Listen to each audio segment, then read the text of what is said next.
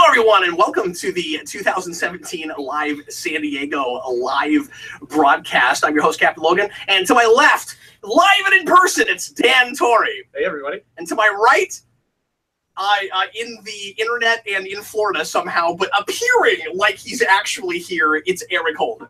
Okay. Yeah, that's an amazing hologram. I just look, I can pass right through it. It's amazing.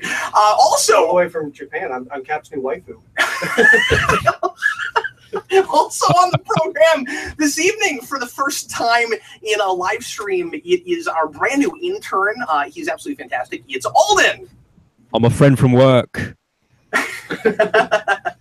Alden is going to be our chat moderator this evening, and a little bit later in the show, he's going to take some of your comments. And actually, Alden, every now and again, if you want to jump in when we get kind of to the end of a news topic and just tell us about things people are saying in the comments, people want to rebut us on something, or people want to add things we don't know about, just jump in at any point and be like, oh, hey, you guys don't know this because you didn't do more than like 10 minutes of cursory research. You should probably know that. I mostly just read the headlines.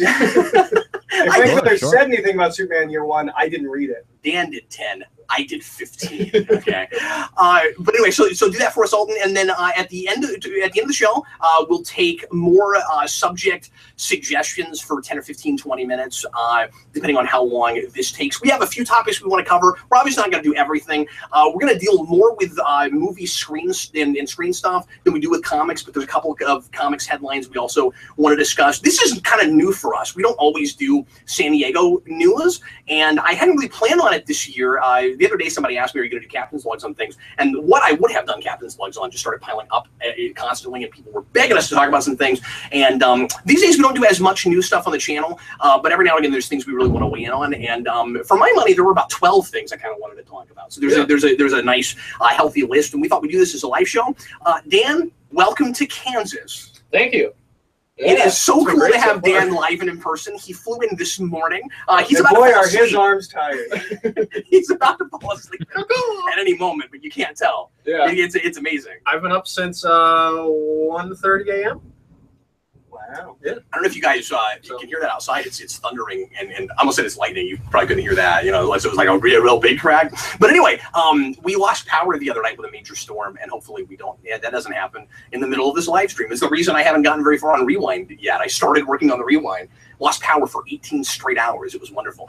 Thanks a lot for being here. If you're watching live, thanks for watching this after the fact. As always, we appreciate that as well. And hey, what do you guys think of this setup? This is pretty cool. I'm excited that we managed to get this to work, because the thing we usually do over there is just kind of awful. So anyway, I'm so excited that we finally managed to get kind of a nicer setup. We've done this before.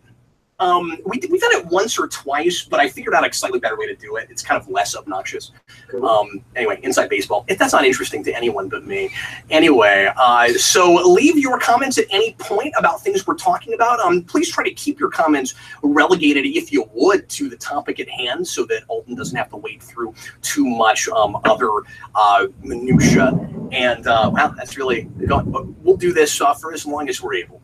Anyway, Can I start writing like a one-man show while you're talking, just in case you all disappear? that might be a good idea. Yeah. In fact, I should have sent you the list so you could be like, okay, topics I didn't look into at all. I'm receiving text messages at a rapid pace. Apparently, this person was cast in this movie. I didn't know about that. Don't know who it is. Don't care about that movie. Moving right along. Anyway, let's go ahead and get right into it, folks. Yeah. Oh, I'm sorry. I thought you were like, I'd like to say something. First topic. Topic number one. You're gonna do that the whole time. Are you gonna be like the count from? That's not how we do it, Dan. You're messing it up. You're making a Moses focus.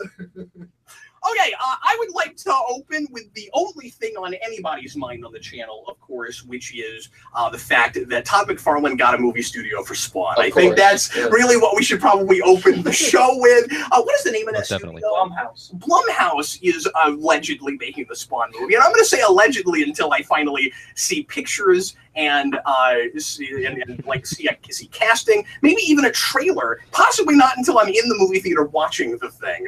McFarlane has been throwing news out for the last several years. I'm making this movie. I finished my script. I finished the script again. All of the studios are interested.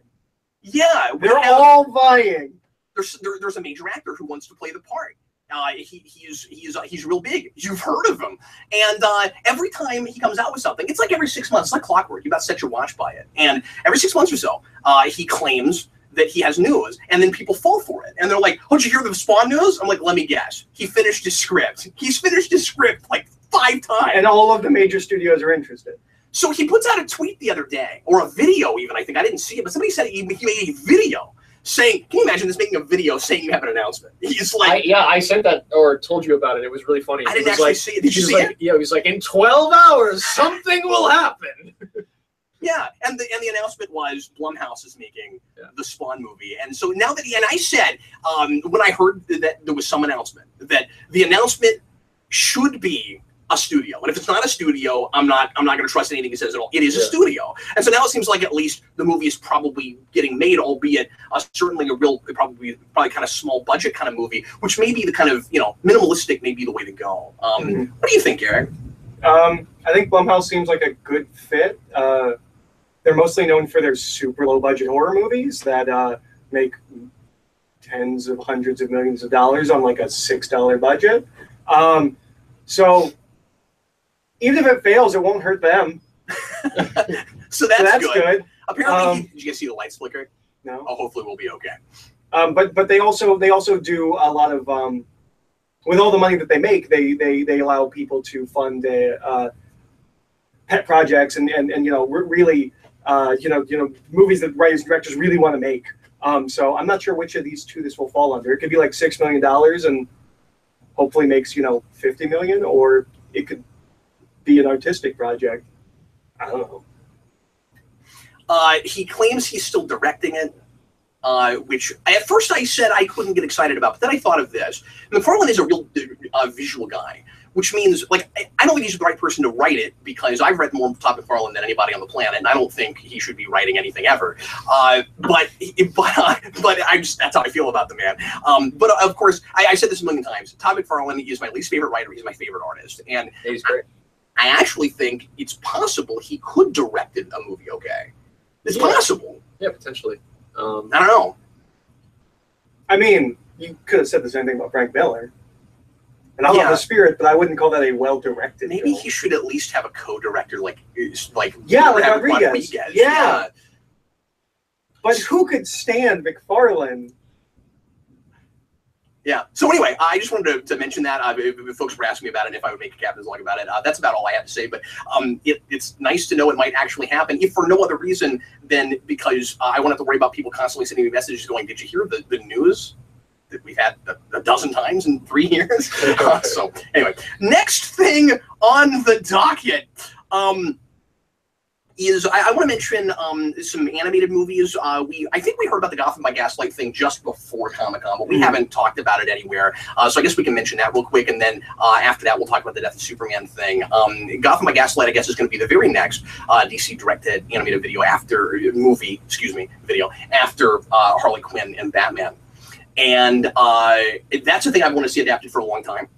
That's a thing I've always thought made a lot of sense for one of those animated movies. I love Gotham by Gaslight a lot. Have you guys read it? I haven't, but isn't that something people have been asking for forever? Yes. Yeah, so it's cool to finally see it get made into a movie. Maybe I'll give it a chance now that, it's getting more attention. And I've heard a lot of people say, let's do an Elseworlds line. Yeah. That would be cool. That'd be awesome. Real quick, Alden, I'm sorry, before we move any farther, did anybody have any interesting comments about the Spawn movie thing? Or questions? So far in the Spawn movie, Connor actually was making a good point. I mean, when you look at what Blumhouse has done, especially with something like Get Out this year, on top of what Eric was saying, they can create those smashes out of small amount of money, but I don't think that Blumhouse will have the money to properly do the Cape.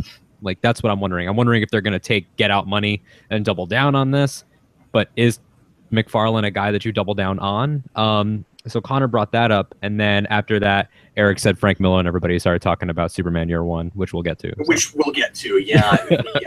Alden doesn't have the list in front of him, but he knows we'll get to that. Oh, we will.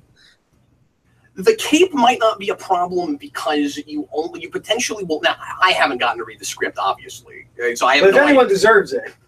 Thanks, buddy. But honestly, but if I get to read it, it means that Todd McFarlane will have watched Spawn Year, and I'm mortified at the prospect of when that. When Todd McFarlane said a major actor you're aware of, he meant Captain Logan from Spawn Year. Yeah, from Spawn here. Anyway, As Sam so or Twitch. this movie is for somewhere between 800 and 2,000 people. I'm not tall enough. And also, neither is Tom Cruise for anything he's ever played. But okay, here's the problem with me as Twitch. You'd have to CG out my lazy eye. You can't have Twitch with a lazy eye. No, you just have his glasses always reflecting light. Oh. Well, I wish I Like had in that. the comics. Why don't I just do that? I should just have that anyway, and then people would be like, "Captain Logan, look at the camera. I'm trying." Anyway, no. I think it's possible that the cape will only have to be rendered 3 times in the entire movie. Yeah, if he's always in the shadows, you might get like the glimpse of a cape as he runs away. Because of course he cries. Yeah, because even though he says it's a 200-page script where about half of it is notes for him, and that it's supposed to be, or that it's, he boasted at one point like 200 scenes. I don't know what that means. I don't know why you boast scenes. I think it was 100 scenes. Let's give the man his due. All right, did I say I meant 100? How many scenes does the average film have? Is my question. Like 40 or 50. 89, maybe. Like 200 scenes. No, I think he's right. I think he said 100. We're working on the 4 or 5 times ago when that was still news. Okay. But the thing is, he keeps talking about it as the really minimalistic Spawn movie he's been saying he wants to make for the last 15 years. And he even said this right after the 97, 98 movie that he wanted to do a sequel, real minimalistic, that would focus on Sam and Twitch. Apparently, this one's supposed to be just Twitch with no Sam. I don't really understand that. Let's not have him have anyone to talk to. Carry a whole movie? That'd be no fun at all. Anyway. But to your point, Connor, I think we may not have they may not have to render it much. So a good deal of the budget could go to the 2 or 3 times you see that game. Do you think Blumhouse is a studio that would allow McFarlane to do whatever he wanted with this movie? That would be the reason he went. You don't think they'd want to do a second pass at the script if it's They're awful? the guys that let Kevin Smith do Tusk and Yoga Hosers. Oh, really? And Moose Jaws, upcoming Moose Jaws. It's like Jaws, but with a moose. Once you have... Not joking, that's the once somebody greenlit Tusk, anything is possible. Okay. I love Tusk. I do too. So anyway, I'm sorry. Let's go ahead and move back on, shall we, to the animated thing. So I got them by Gaslight. We almost had a video game at one point. Which had before Arkham Asylum came out, that was a prototype that they had in development. It looked pretty cool. They released footage of it, and it looked really neat. I wish that had happened. Yeah. I guess it's possible it could go back in development after this if it's really popular, maybe. But you don't really see that happen a lot with like direct-to-video movies. I mean, Warner Bros. Interactive has to find some way to bring back Batman and make it popular again without doing another Arkham game that takes place after the weird ending of the last one. So I mean, there's a lot of I could see it. That there's going to be another prequel to Arkham. Yeah, you're right. And there's rumors that there's going to be like a Damian Wayne game. There's a lot of weird rumors going on. I have no idea. Yeah, I have no idea. I honestly thought something like that could have actually been announced at Comic-Con. I mean, I know it's weird to do that outside of E3, but that could have happened. I think the biggest question with Gotham by Gaslight, not having read it, book, isn't it? Yeah, and they're talking about how they have to extend it. They've added Catwoman to it.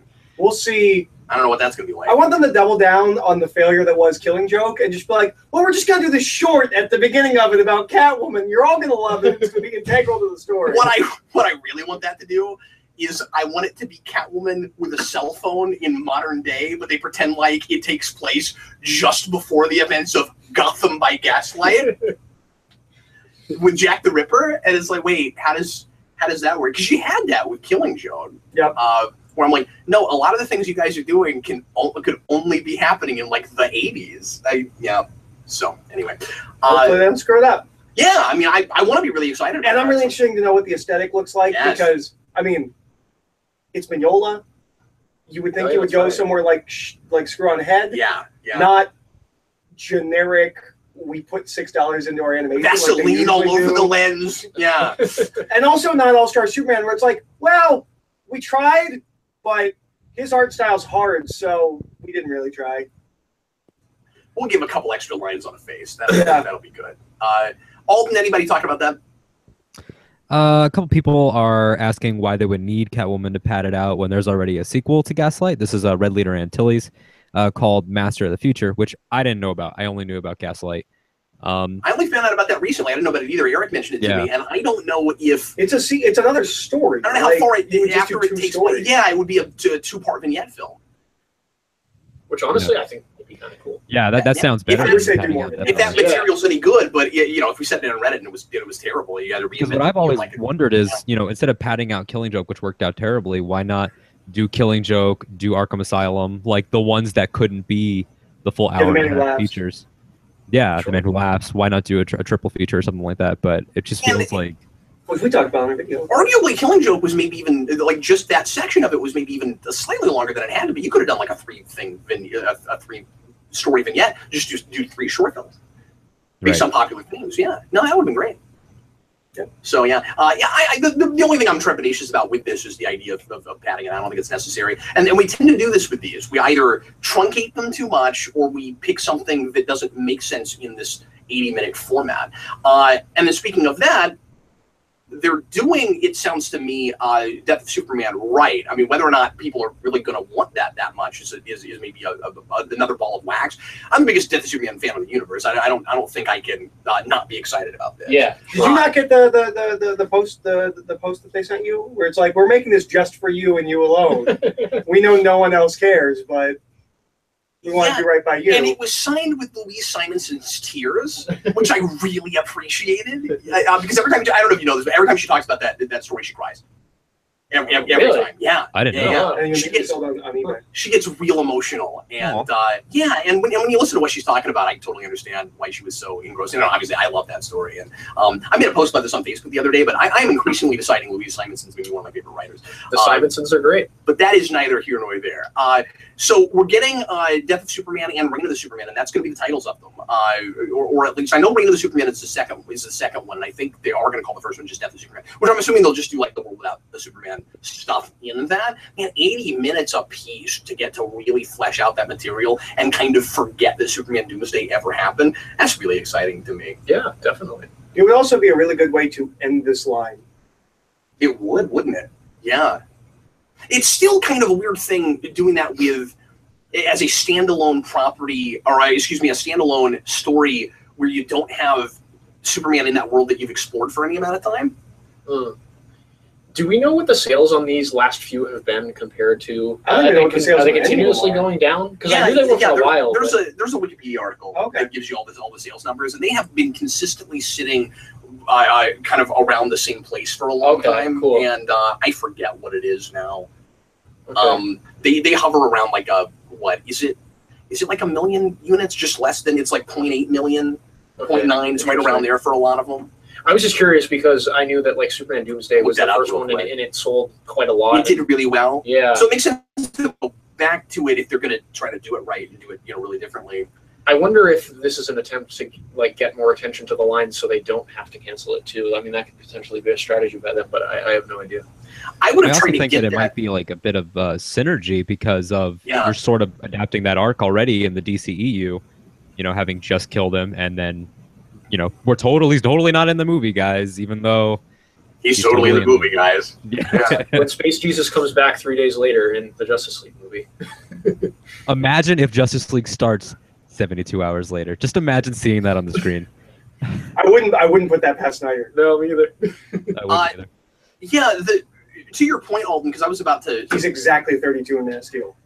I was going to mention that too. I thought, but I would think that if you were going to do this, and maybe they just decided to, but like, are they thinking that far, or not that far ahead? I would think you'd want to put that out in conjunction with Justice League.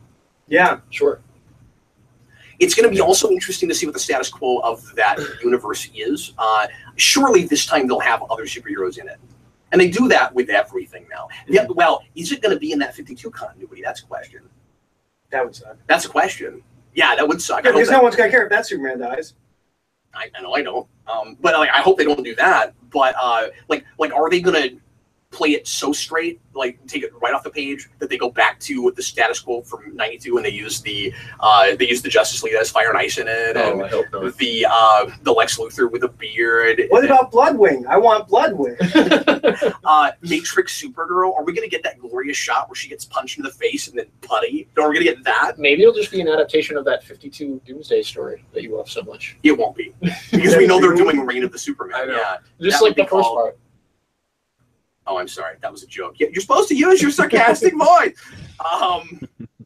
Anyway, I'm gonna look these sales figures up as we move on to another topic. Anybody talking Death of Superman? Am I the only person that cares? I think so. Is that just me?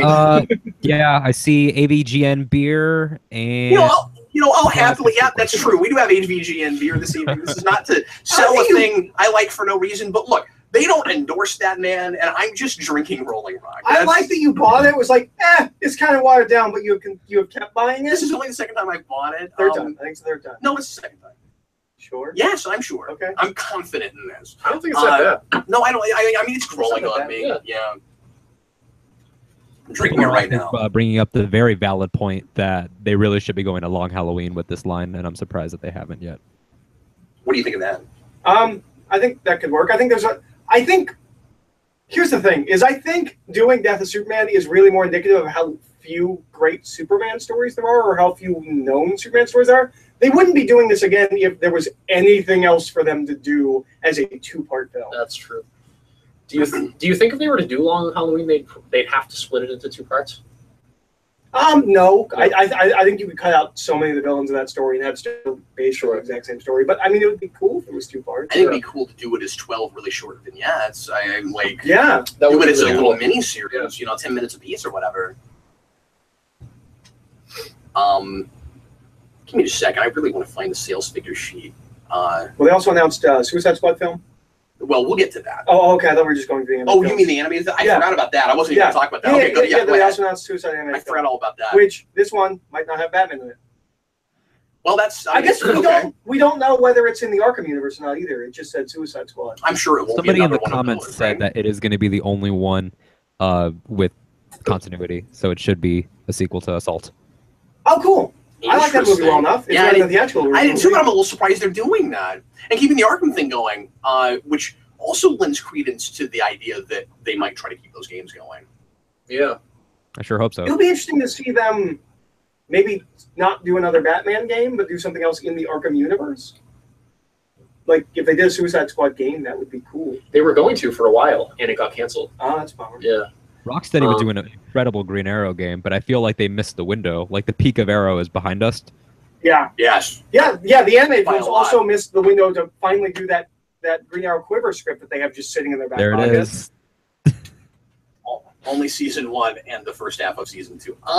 Season 2 is great. Okay, so I was remembering this, and I just don't want people to think that I just picked Alden because he agrees with me on Arrow. I just don't want people to assume that. That was just an added bonus. I thought, I was pleasantly surprised. I thought the sales. Q&A, guys. I thought the sales figures were about units, but it's actually sales figures. So the let's see, Killing Joke did $8 million because of course it did, and it had Is that counting the Fathom tickets? That's a good question. I'm not sure about that. The last one did about what these have hovered around, between 2 and 3, about 2.5. But some of these have done way better than a lot of the early ones were doing. Son of Batman did 6. That's nonsense. Which is nuts. Assault on Arkham did 5. I didn't think anybody bought that. Well, it's Arkham. Yeah, but I mean, I didn't remember anybody really talking about it. Okay, so here's a question. Do you think they will do Yeah. Death of Superman in theaters? Because one of the biggest mistakes that they retroactively doing Killing I Joke in wish they theaters, would. the fact that they didn't do Dark Knight Returns in theaters, Yeah. huge mistake. Huge Yeah. mistake. I wish they would. And I mean, I could see them trying to play it up as a big event for those of us that really remember it. And DC continuity right now is so much about Death of Superman. I mean, I love Death of Superman. I'm getting fatigued from it. I mean, like we're doing the Death of Bizarro right now. Just because I collect Death of Superman, and actually, to be fair, I read that first issue of that. It was pretty cool. I actually liked it. Yeah. They've had Bizarro for whatever reason on the team with Red Hood and the Outlaws. He's one of he's the an outlaw. Outlaws. Sure, he's an outlaw. But anyway, He's quick on the he's draw. quick on the draw. Yeah. But anyway, they Other words. they did like the with the Death of Superman symbol like kind of flipped, and I had to have that, I guess, because I collect Death of If Superman. they could give me my movie ticket in a black sleeve, I would go. I mean, I'll go anyway, but I'll buy 2 so I can keep that If they remake the armbands, because I'm ridiculous. and you could get those with the tickets, There's just so much they could sell me. Cap, Steve says those sales figures are only for the initial release and they don't show how they dip over time. Just like- Oh, okay. okay. Good to know. Thank you very much. Is that Steve Baxey or? That is Steve Baxey. Hi, Steve Baxey. How you doing, buddy? Okay, good to know. Thanks, man, because I didn't know that. I've looked at those for a long time and never really knew what exactly. I guess I could look further because somehow or other Steve figured that out. Okay, let's go ahead and move on, shall we? Let me just find my notes. Give me a second. Okay, let's jump over for a second to some comic stuff. And then we'll go back to some movie things a little bit later. Let's talk about Sonic the Hedgehog. Sonic was recently dropped by Archie because they had rights issues with Sega that they tried to iron out for months and couldn't. And months ago, I want to say, was it even last year? Was like January, February? I don't think so. I don't think it was that long. It was quite a while ago. It was a while. I mean, it was at least a few months. Anyway, all the solicitations for that book, for those books, just unceremoniously dropped, and Archie pulled all their Sonic stuff off their website. They weren't talking about it. And I wish Archie never makes a statement. This happened when they dropped Mega Man. Really? They just went on hiatus, didn't say anything. I didn't realize they dropped Mega Man already. That's crazy. Oh yeah, he was dropped for the same years reason. ago. Oh, and they stopped putting the trades out, and they never talked about it. They acted like they never published Mega Man. Wow. But happily, it's coming back. We don't know exactly in what iteration, but IDW got the license, and I could not be more ecstatic about that. Yeah. I hope they do the same thing that they did with Ninja Turtles with Sonic the Hedgehog, where they make it like a sort of cool amalgam of all of the various versions of Sonic, and like make it totally reinvented. Yeah, much more story-driven and character-driven than a lot of the other Sonic things we've had before. Because like the Archie comics, what I've read of them, like they have stories to tell, but they're a little bit like Saturday morning cartoons. Mm-hmm. Whereas like I feel like you get something similar to more like a Spectacular Spider-Man take on Sonic if IDW was to get the right writers, the right talent on that. Not that the guys that were doing it were bad or anything. One guy, yeah, writing like 15 books for like 20 years. Yeah. So, they're always of a quality. I would like them to do that, but I'd like them to do the thing. To say. McFarlane was always of a quality too. I would like them to do the thing that they did with G.I. Joe and what they did with Transformers a little bit later after they got the license of. So the IDW had their G.I. Joe, and then they had G.I. Joe, a Real American Hero, that just picked up the numbering from the Marvel comics. So I think Marvel that Comics has happened. Oh, interesting. We were discussing this earlier. And they also did that with something called Regeneration 1, which picked up the numbering of the Marvel Transformers comics to get to 100. And this is IDW doing that. Yes. Okay, so let me make a prediction cool. then.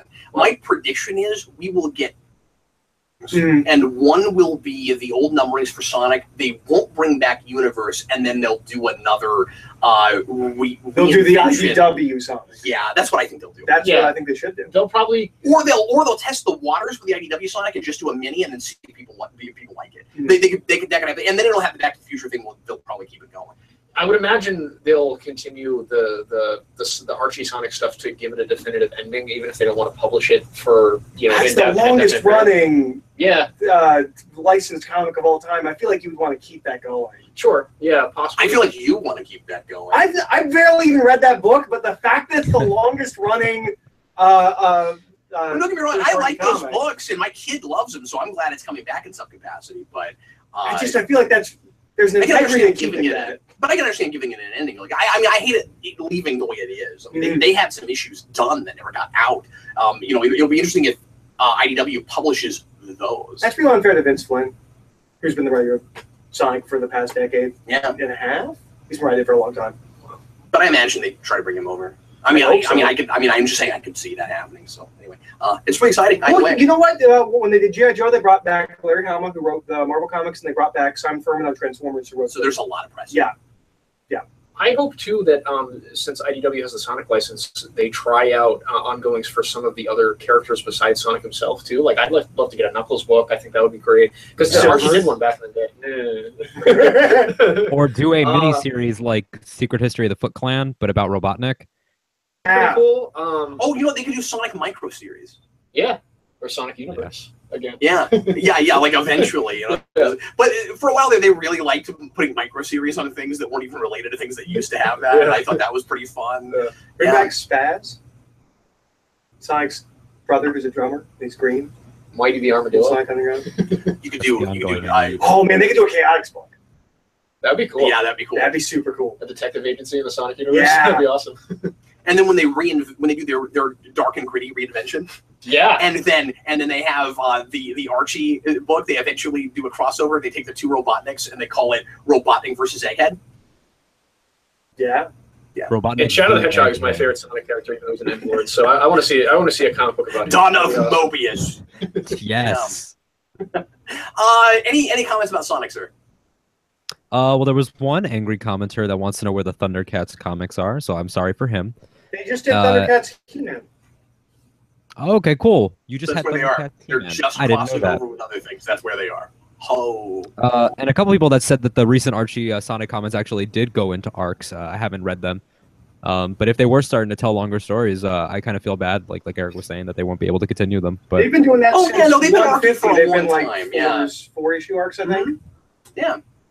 And Okay, they did cool. some minis, and they kind of started all that with Generations. Mhm. Or Generations. I'm excited. I mean, IDW feels like the company that sort of like always has your back. Like they don't really need to do anything like grand and over the top. Like even Marvel seems to be able to do business with them. I mean, this isn't Comic-Con news, but they're getting like one Star Wars title. So Marvel has the whole license, but they gave IDW one title.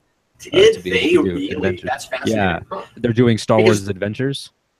They don't have precedent for working with Marvel, I don't think, or at least not in a long time. They have been putting out those artist editions of like old Amazing Spider-Man Yes. issues. No, of John Hamill Romita and Simon's stuff. Logan. Yeah, But that's like a Simon's but that's a separate part of the company that does that. Like, Yeah. like what I mean is they haven't done any crossovers or anything like they have with Right. DC. Yeah. So the fact that Star Wars is getting a title there is really interesting. Yeah, it is. I don't know if that's just like Disney's side because Disney, I think, can kind of give other companies the rights to Star Wars if they really want to for different things, Right, possibly because they've done that before. Because But Marvel's not doing the Disney comics, right? yeah, but it makes me wonder if I'm wrong about that, if they might have the ability then to start, trying to get their foot in the door to do crossovers. Yeah, that'd be really cool. I'd love to see that. I mean, IDW has been doing a lot of crossovers with DC lately, so Yeah. it'd be cool to see Marvel get in on that game too. And some of them have even been pretty good. Yeah.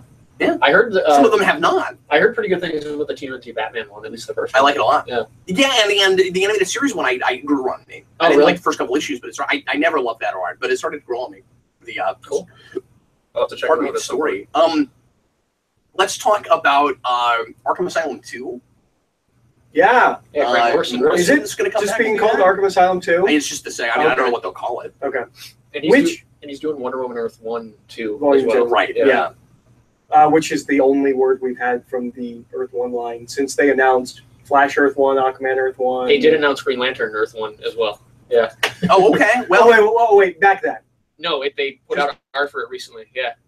Yeah, they put out a the line cover. at least is still happening. But why are you flipping out? Because that means that those other things they announced might actually happen. But they announced this like 3 years ago, and we've had Oh. no news since. Yeah, but it's good to know that at least the line isn't going to be just And we'll doesn't do- JMS we'll keep have one of Wonder them? Woman because JMS is that doing got Flash. popular suddenly. Oh, yeah. Yes, He's Flash. supposed to be Okay. doing Flash, isn't he? Yeah, Yeah. at least 3 years Yeah, ago he was Flash. when they announced I it. still hope that happens. The Straczynski, Earth where One are you? books- The Earth One books live in a different pocket of time than the rest of everything else in They comics. take longer than movies to produce. We will be on our next iteration of the DC Cinematic Universe before Batman Earth 1 Volume 3 comes out. But I hope we at least eventually get it. But Eric, will we have Earth 1 Volume 3 before Kingdom Hearts 3? Well, I don't know. That and the Final Fantasy VII Remake are never coming out. Just hate to break it to you guys. So I saw footage. Damn news. So, Eric, how do you feel about Morrison going back to that? It doesn't sound like a sequel at all. It sounds like what was his pitch? it's Damien. It's the 616 Oh, yeah, continuity where it's he did a 2-issue arc that was it's not 616 that was started with issue 666 and then was 667, maybe 668, and that's where we jumped ahead to Damien as Batman. That's where he first references Professor Pig and the flamingo, and it was this we found out this whole thing about how Damien made a deal with the devil. It's that continuity. It's the one that Damien miniseries was tied to. That Damien, Son of Batman or something, whatever the one was, where it was. Anyways, Morrison's doing a sequel to Arkham Asylum set like 30 years later. Like not just being written 30 years later, like it's set like 30 years later when Damien is Batman. The connections are going to be like thematic at best. It doesn't sound like it'll be a real sequel. That's okay. Yeah. I mean, that might be neat. It might be like I can see a spiritual successor to something still being acting sort of like a sequel, just in the way it's put out. I mean, you wouldn't want it to be called Arkham Asylum too. Yeah. If it's just clearly like that same aesthetic and stuff, loosely connected to the first thing. I think it is the same artist, who that Dave McKean guy, who I haven't seen do anything in a long time. That's nice. But that's nice because he's not repeating himself. Yeah. And people like that Damien in the Future stuff. I love it. So I can see why people would want more of You know, that. I'm excited. I'm wondering if this will be Morrison's final word on Batman, because every time he writes Batman, it's his final word on Batman. I'm actually reading that it's going to be Burnham from Incorporated who's going to be doing the art. Oh, and you're not going to like that. Well, you let me know. That's such a drastic jump from McKean. Yeah, that's because, nothing like McKean. Yeah, don't if call they're it going to be Arkham Asylum anything to if they're going to be nothing, doing like, thematic connections, I mean, like, it'd be cool to see how Damien would perceive the same things about the Arkham family that Bruce has to explore. But if it's Burnham, that seems so like poppy, adventure-y, animated. I don't know. Yeah, even if you were different kind of violent. Even if you didn't get McKean back, you would think you would go to someone that's some kind of similar aesthetic, like Bermejo or anyone that's painted. I think John could do something like that too. It'd be pretty cool. Don't say Bermejo after I get stuck with Bird, man. Don't. I like Bird. Nothing against him. It's just not my. It's just not my thing. Like I've never cared for it. Well, and I know why Morrison likes it. It's because it looks like Frank Whiteley art, but it gets out on time. I don't think it looks like Frank Whiteley at all. Oh, he's got so many lines on the face. I think he does. It's that punchy, wrinkles. ugly. Okay, all right, that's fair. He's like Whiteley, but like not as good, but can get it out monthly, and I think that's why Morrison likes him. Because if they announced Quietly on this book, you wouldn't complain at all. I would raise an eyebrow at it. It's a strange choice, but I like his art. So anyway, anything else in the comments about Arkham Asylum 2? Red Leader until he says that he would have went with J.H. Williams, which makes me sad now. Oh yeah. Because that hurt me like Bermejo hurt you. Bermejo hurt me by not making this book look like he does covers. Oh yeah, sure. Yeah, Bermejo hurt me by not doing a Batman Noel sequel every Christmas. I want one of those all the time. Every Christmas, yeah. We have Klaus every year though. That's a nice. Oh, there's going to be more Klaus? Oh yeah, he's doing one shot every year. This year, I was going to say that's a nice consolation prize, but Klaus is as good or better than Noel. I mean, it's great. This year is going to be about the Coca-Cola Wars against the evil Coca-Cola Santa. I'm so excited about that. That is the best idea. Oh my god, that's And I didn't care for the last one shot, so that's great. I thought it was a little too preachy. I'm just going to talk like that. Whenever we talk Klaus, this is what I do now. Why? Okay, let's go on to the other interesting. Yes. Did you put the Captain America thing on there? Apparently not. Okay. Would you like to go to that next? About that. Okay. Would you like to talk about that? I was just gonna say I remembered that news that we had discussed, like the new creative team. Yeah, let's go to Superman real quick, and then sure. and then I just wanted to make sure we talked about it. No, that's absolutely. So we've got. So we also had news that Miller is going to do a Superman thing. Earth One or Year One? Year one. Yeah. And you got a lot of people just losing it online, going, "Well, he hates Superman. Why would you want to see him do a thing on Superman?" And I'm fascinated to see what it's going to look like. And those people have never listened to Frank Miller talk. Frank Miller said, "Okay, sometimes he likes to say that Batman exists to beat up Superman, but that's him messing with the crowd." He has said on multiple occasions he likes Superman because everyone's like, he hates Superman. Why would you give Superman to a guy that hates him? He doesn't hate Superman. He's been writing from Batman's perspective. Every time he writes Superman, it's in a Batman book. It's Batman's perception of that character. It's not Miller's.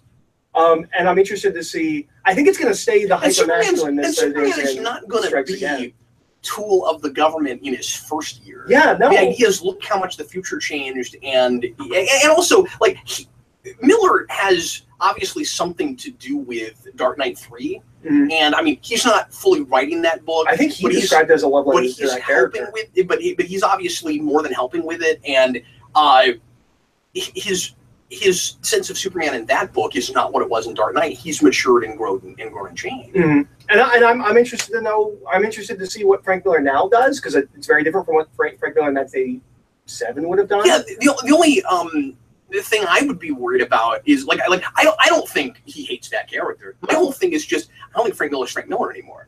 I mean, I still feel that way. I'm glad Dark Knight 3 wasn't fully written by him, and I think, I don't think that's the best thing ever, but I think it's okay. But I still think that at some point Frank Miller stopped being as great of a writer as he was. Although there's one vignette that's written from scratch in Sin City 2 that I think is great. Yeah, the gambler one. So he's done more things recently that paint him as less of a crazy person. So it'll be one of the smallest things he's done in A long time. Since the turn of the century. Yeah. Everything he does has been real big. He did Strikes Again. I guess you could argue All-Star Batman Robin is kind of smaller, but it's not. Well, how do you know Year One will necessarily be a small project? Like, I wouldn't be surprised if this is something similar to Year One, where like there are no supervillains except for maybe Lex Luthor. Like, I wouldn't be surprised if this is what Morrison was doing in Action Comics, where he goes back to the beginning in Social Crusader. And, so you just, that's what I'm hoping he does. I was thinking he either does that or does something with like Superman's roots as like a wartime propaganda symbol, like he was in the comics early on, like in the 40s and the 50s. Because Frank Miller likes to talk about the state of society at large when he, dives into characters like this. So I'm very interested to see what his take on the character, like you said, from the perspective of Superman himself is.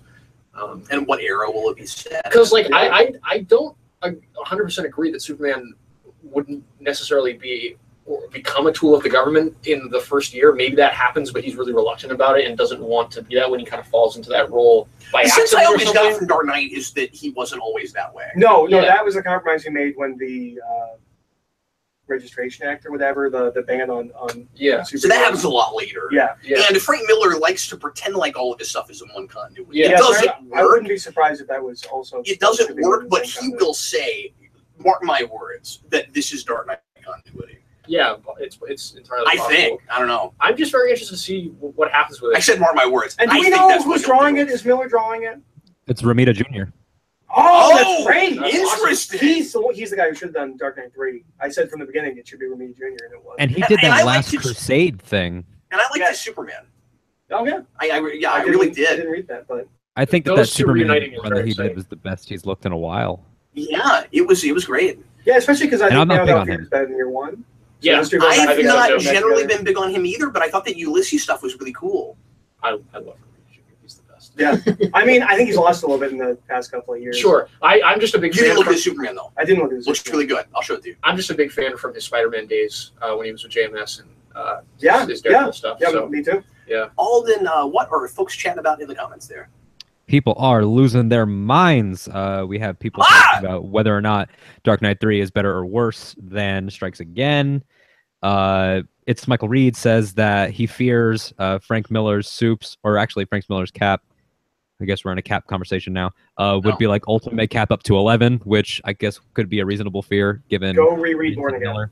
Yeah, he's not like that at all in Born Again at all. Yeah, his take on Captain America is not his take on Superman. I think he has a really great take on Captain America. I agree. Yeah. I think that it'll be interesting. It'll be interesting to see a guy older who is well aware that people believe he hates this thing. Yeah. Tackle this thing again outside of the setting that is. Frank Miller being Returns. who he is, I wouldn't be surprised if he plays into that. If he has like the first issue being Superman just getting pummeled for like 15 pages, and then he tells the story he wants to tell just because Frank Miller likes messing with people. And it'll be the really early days, and he'll have some kind of pseudoscience thing about how his powers haven't come totally into being yet, and it'll just be some guy with a laundry hamper for just like 15 pages. That's great.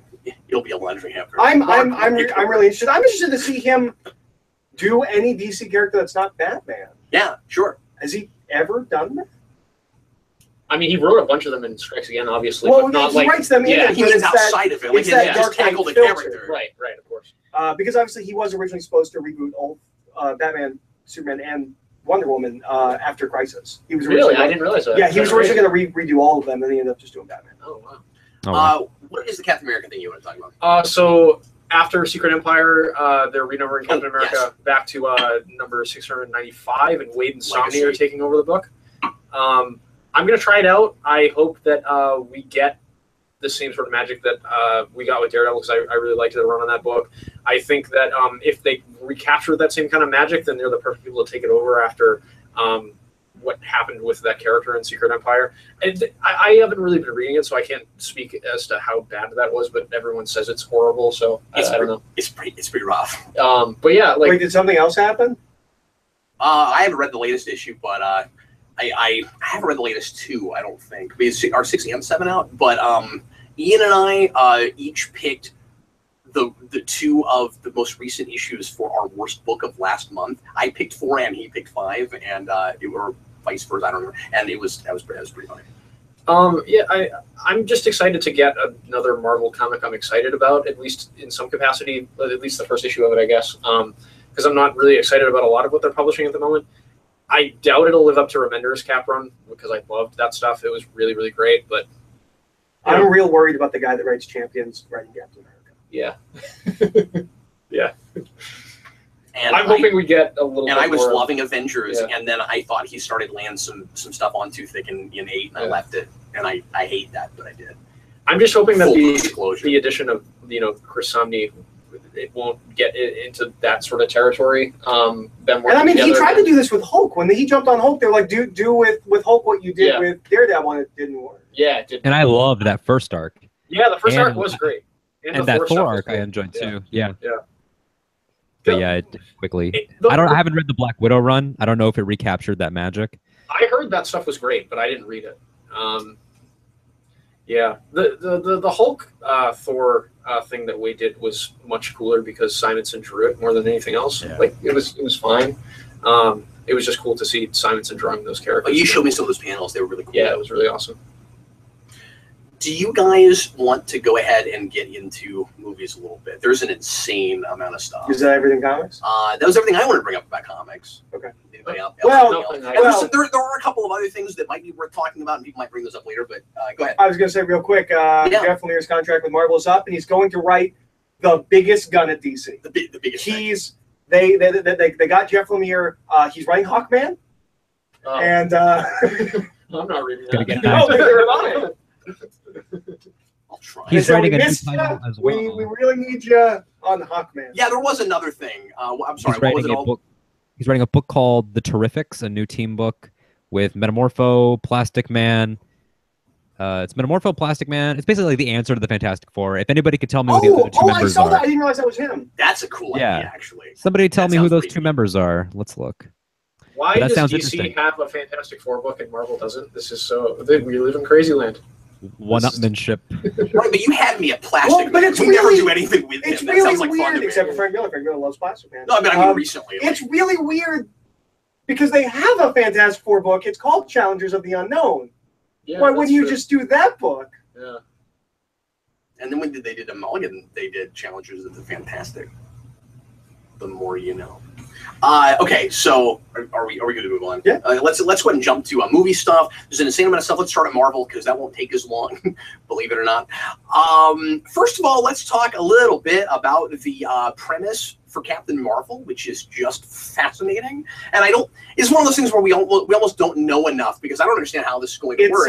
And that's why I can't wait to find out how it's not continuity breaking. Because I don't think it will be. And sometimes folks like to jump on these, oh my God, it's going to be so continuity. They haven't done anything like that yet, major. So, I mean, I think it could be really cool. Do you know about this? Something about Skrulls being Captain Marvel? That's one thing. So Skrulls is going to be in it. But which is kind of a big deal because they didn't have the rights to the I didn't think they did. Avengers. Yeah. It's a shared property, gun confirmed. Okay. But then why didn't they use them back then? It's because when they were doing Avengers, Whedon wrote Skrulls and had to switch to Chitauri because they hadn't worked out, I guess, the literature of the contract. But by the time, 2 years later, by the time Gunn was working in Cosmic, they told him, you can't have Skrulls that have names or Super Skrull, but the race itself is now fair game. That's weird because why would you do the Kree without the Skrulls if you could do that? Yeah. Set them up, maybe? It seems really weird to me that we're going to do this big, epic cosmic story with Thanos, with the Avengers, before we do the Kree Skrull War. I'd really like. I don't think it's going to be the Kree Skrull War. I think most likely. Well, I think if Captain Marvel is fighting Skrulls, that's going to be a setup for whatever the second Avengers film is. Yeah, I did read that they said the Kree Skrull War is going to factor into the plot of the Captain Marvel movie, whether or not it's just the backdrop of it or it's really dealing with that stuff. I don't know. Already? I don't know. Maybe. They said it's going to be somehow related to the plot of the movie. We don't know. So anyway, the idea with this is it's set in the 90s. It's a prequel film, Yeah. Captain Marvel, and The it's two-eyed Nick Fury. and it's going to have a two-eyed Nick Fury before he loses his eye patch, and that's the next thing apparently. But no one that saw it they're doing. coming. The second eye is here. Now do we have confirmation? Is Fury in Infinity War? I don't know. Okay. I believe that he is because I thought he was. rounds up the contract. I'm pretty sure. I Okay. mean, there's 67 characters in that But film. what I'm saying is it'll be interesting to see because they will specifically do something with him, I would assume, in that sets up whatever they do prequel-wise for the night. That makes me think they're doing Secret Invasion. Yeah. Because the whole thing with Secret Invasion is that Nick Fury lays low for years because he finds out about Skrulls. Okay. If you're putting Nick Fury in that movie with Skrulls, that makes me think you're doing Secret Invasion. I wouldn't be surprised if that's where they go. That's got. So obviously, the thing that sounds universe-breaking about this is the fact that you have what seems like a star-spangled, bright-colored superhero costume before we had superheroes. Yeah. What are they going to do with that? I mean, like, she can't just be a SHIELD agent wearing that. What do we exactly do? So I'm fascinated to see how they manage to do it, because we've already done some really interesting legacy heroes in a world where people don't know about superheroes yet. So you were able to do Captain America because he was just a soldier, and you did Ant-Man because he was super tiny. But what do you do with Captain Marvel? Is it possible that she gets her powers and doesn't operate on Earth for the majority of the movie, and nobody really knows about her? That's interesting. Yeah. Well, I wouldn't even thought of Nick that. Fury be doing in that movie? Maybe he goes with her Because he's off Earth. she's a military person in the comics, right? She has a military background, so maybe Fury. She's a pilot? Okay, Yeah, but they're changing that. Mm, She's not going to be a pilot. That's right. But she's still going to be a military person. Well, I would assume with Fury there. So I would assume I figure like she'd be a SHIELD agent. Fury, like before he becomes a SHIELD agent, because like a lot of people that are in the military eventually go into intelligence. So you could be like, he could have been like Colonel Fury back in the Colonel Fury in the Howling Commandos. Like they could do that sort of thing. Or do we think that they're introducing Sword in some capacity? That maybe Peggy Carter You know what? and them might have I tried heard Sword. something about that Sword might be popping up in a Marvel movie. It's possible. And I'm not sure. isn't Captain Marvel the leader of like the non-correctly named team that goes by Alpha Flight these days, and they're just a team that operates in space instead of being the Canadian X-Men? Yeah. So I think it's entirely possible that like she goes out to assess the threat of the Skrulls or something, and then it wouldn't have even occurred to me that might be a cosmic movie, but I guess they could go. Yeah, if the Skrulls are there, of course. I mean, Captain Marvel, like those comics are really cosmic. I didn't even think of that because she hasn't been so much until recently. Yeah. She's been on Earth more, although I haven't read her solo stuff much at all. So yeah, I guess I've read a little bit of it. I read some of the Kelly Sue DeConnick stuff, and it was introducing her to that like Captain Marvel mantle. So a lot of it was on Earth, but I read the first trade, and I didn't get it. That stuff. Yeah, I thought it was okay. That stuff I was pretty lukewarm on. What's interesting to me is that Marvel has this knack for being able to accidentally pay off a thing, like they did with Senator Stearns, via the Winter Soldier twist. Right. In Winter Soldier, we have Fury saying, "Last time I trusted somebody, I lost an eye." Fury had a best friend, and that guy was a Skrull, and I can't wait to see it. Oh, I didn't even think of that. Oh, and we'll see that happen in that movie, right? Like that will be. We're gonna watch that man get betrayed by an alien and get his eyeball knocked out. Yep.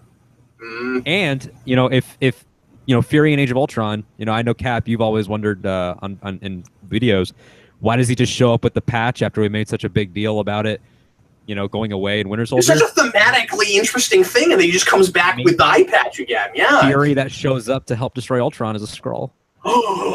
One of the things that makes me interested about this being he seems you can tell slightly out of patches on the wrong eye. He seems slightly. it's not 90s Spider-Man. No. He seems slightly out of character in that movie potentially. I mean, like. Yeah, we could be reading too far into it, or they could have been setting this, or it could be that cool thing where they weren't setting it up, but they go back and they see what retroactively works to create their own conspiracy. One of the things that makes me interested about this being a 90s movie is the casting of Brie Larson. Like, how are they going to make her look so much older when she shows up in a movie later? We were discussing the possibility she doesn't age. I think she doesn't age.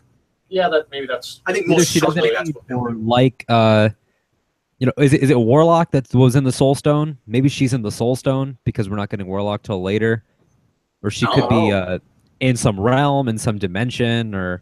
Well, the deal with her is she was like injected with Kree DNA. I think that's the thing in the comics, right? How Miss Marvel gets her powers. But they'll probably merge that with Marvel's origin. So like, yeah, she could have Marvel's origin. She could come from the Kree Empire. I don't know. Yeah. I just know that she's not a pilot. I know they made an announcement that they're not doing her as a pilot. Is it possible that they switch the thing of her being a Kree to her being like a part of the Skrulls somehow? Maybe. Yeah. I mean, that could be a thing too. Because like, if you're a being that can change your appearance all the time, you wouldn't That necessarily have would to be a age. real different power set for her. What makes Yeah, me true. really excited about all this is I love that we don't have any idea, and Yeah. that they're and that they might be amalgamating things from the old Captain Marvel, Mm. and that you're not going to go in and if you know that character really well, and I don't, but like if you know that character really, you're not going to go in and be like, okay, I got to watch all these things I know already. Everyone will be in the dark, and I think that's super exciting. It is super exciting, and yeah, I'm just very interested to see what they do. I hope Marvel is able to, compete with DC with Wonder Woman in regards of having their big female Let's Your Girl film. That would be great. So, yeah, it'd be cool. Yeah, and I'm sure they'll be pretty comparable because in some ways they're both kind of godlike and. Yeah. She's not like mythological, but like her Right. power set is like that. Yeah. Okay, so moving right along. Real quick, we can talk about the new Ragnarok trailer if you guys want to. I know that movie's coming up this year, but we can talk about that for a second if you guys want to. I'd love to. Eric says it looks so metal. It looks metal. It looks so metal. Valkyries on flying horses, stabbing things, Hulk jumping at a big fiery demon. It looks so metal. There's Hulk catching Fenrir's jaws and just laser guns with the Odin son brothers, and I just love it so much. Yeah. Now that being said, I think that movie right now can go either way. I really do. We heard recently, and I said this before we heard this news, but we heard recently that a whole bunch of this movie is apparently really improvised. Yeah, the director said like 80% of the lines in the movie are improvised. I'm like, whoa. And I'm just that's an abnormal concerned percentage. that it might not that it might not be the big exciting epic Thor movie I've been really hoping for. I'm afraid it's going to rely too much on that Guardians tone, and there's bits of it that I'm not sure about yet. Me for my own personal taste. I was really excited about Hela. And then we heard her talk, and I'm not real sure about it because she seemed like this really larger-than-life, foreboding, kind of character. And then she starts talking, and she's joking like everything else. And I'm just a little bit worried that all of the cosmic stuff, be it the realms or in space, is all going to have this kind of quirky, tongue-in-cheek tone. And I'm a little bit concerned about that. Maybe it won't ultimately be too much that way, but we'll see. Or maybe they'll win me over with that. And it's entirely possible that like the improvisation doesn't become an issue. Like, isn't Iron Man, wasn't it that movie made? The first one? Yeah, but that's was just that how pretty Jon much? Favreau makes movies. Okay. Yeah. 2 was also made that way, and it didn't work at all. Sure. Yeah, so it could go either way. Like you Didn't work said. out. I like things in that. I don't think that movie ultimately is great. I'm excited about seeing the latter part of Walter Simonson's run on Thor adapted into a movie. Like seeing Surtur at the end of the trailer was really cool. And of course, I'm a big Hulk fan too, so it was cool to see like a lot of the Planet Hulk stuff. We know we're getting I think Korg is his name, the companion he gets. That's one of the aliens from Thor's first appearance. He's going to be in the movie. Yeah. So played by that the director. Yeah, so that might be cool. And Hulk looks like he's talking, so that'll be a really cool, potentially further advancement of his character. I just hope the movie's really great because I want a good Thor movie. But you're building a team, and where are the Warriors 3? Yeah, Just drives me absolutely. You spent 2 movies being like, "We'll get to them. Don't worry, they're gonna be great." Yeah. Throw them under the bus. And it looks like they're throwing them under the bus again. I guess it is possible that they are somehow or rather integral to the story. We don't know it yet, but it's weird that you would build a team and you don't go to them in the first place unless something has happened to them and they're under rubble or something. What? Yeah, but that's just writing them out. Well, yeah. What possible seems point like- could there be for not finally giving Sif something to do? Yeah. We spent Especially 2 because movies. And I know I keep bringing this up, but we have seen that she's got real acting chops on Agents of S.H.I.E.L.D. I really want her to get to do things in a Thor movie. I'm sorry, go ahead, Alden. I was just gonna say, it seems just based on the trailers, and obviously these are edited in ways that sometimes dialogue is from other scenes, and and a lot of misdirection. But Dred's Heimdall, who looks awesome, seems like he has like his own side quest now. So maybe Heimdall has a group from within that's getting the brunt of the attack or something like that. That could be cool. My question is, where is Go ahead. Balder the Brave? Why is he not in this movie? Where is he? Where is he? And why is he not Liam Hemsworth, who is the tiny lookalike of Thor? Their brothers. Like I don't get it. Yeah, and one of the things we talked about, because we talked about this trailer a little bit earlier today, was I'm not sure about the actress playing Valkyrie. Yeah, I don't know. She's got a She hasn't really left that much of an aura impression to her that I don't like. There's something off about her. I don't know what it is yet. Yeah. But I'm gonna remain optimistic because I don't know. I hope it's metal. Yeah. It should be metal. It could be like, you know, an adaptation of the Simonson stories with like the tone of Aaron's run on Thor, where it's really metal like that, which that would be great. I would really like that. That would be great. And we know that Sam Neill's in this movie. We don't have his part yet. What? So Sam Neill and Really? Goldblum reunion. Yeah. Oh. That's a fascinating place to do that. We also have the voice of Searcher will be Clancy Brown. So that'll be exciting. Oh, that's awesome. That is awesome. Did you hear about Wasp? So it just got a little more metal. That's on my list. Okay, cool. We'll get there. That's actually the next thing we were going to talk about. Anybody talking about Thor in the comments? We had, I believe the first comment was about Goldblum and how metal Goldblum is. People speculating about Doctor Strange's involvement. You guys can state the obvious in the comments if you really feel the need to. Right? Yeah. Did you see the poster I sent you? That's all of the characters as Jeff Goldblum. No, I thought you sent me the poster of the movie. I didn't look at it closely. Yeah, it's all Jeff Goldblum. Yeah, oh, really funny. That's awesome. And then we have. Do you want to do that question from the super chat real quick? Yeah, there's a super chat question. Go ahead, Alden. This is from Megan G asking. I'm not sure if they talked about this at San Diego Comic-Con, but it was at D23 like the week before. If we have any thoughts about the Incredibles 2 news that was going You know what? I haven't looked into that. I heard there was something. I forgot to look into it. What is? Sorry. What is the Incredibles 2 news? Essentially, what they're doing is they're sort of being a little dodgy. Like they said, this is going to pick up immediately after the first one, which means no time jump like we were expecting, a la like Toy Story 3. But at the same time, you have to consider that the first Incredibles movie time jumps within the story. So we could get that Underminer fight, and then all of a sudden they're elderly, or and the kids are grown up, or that's something that I think that Bird would do. So I'm with you. I don't think that means anything at all. I heard that either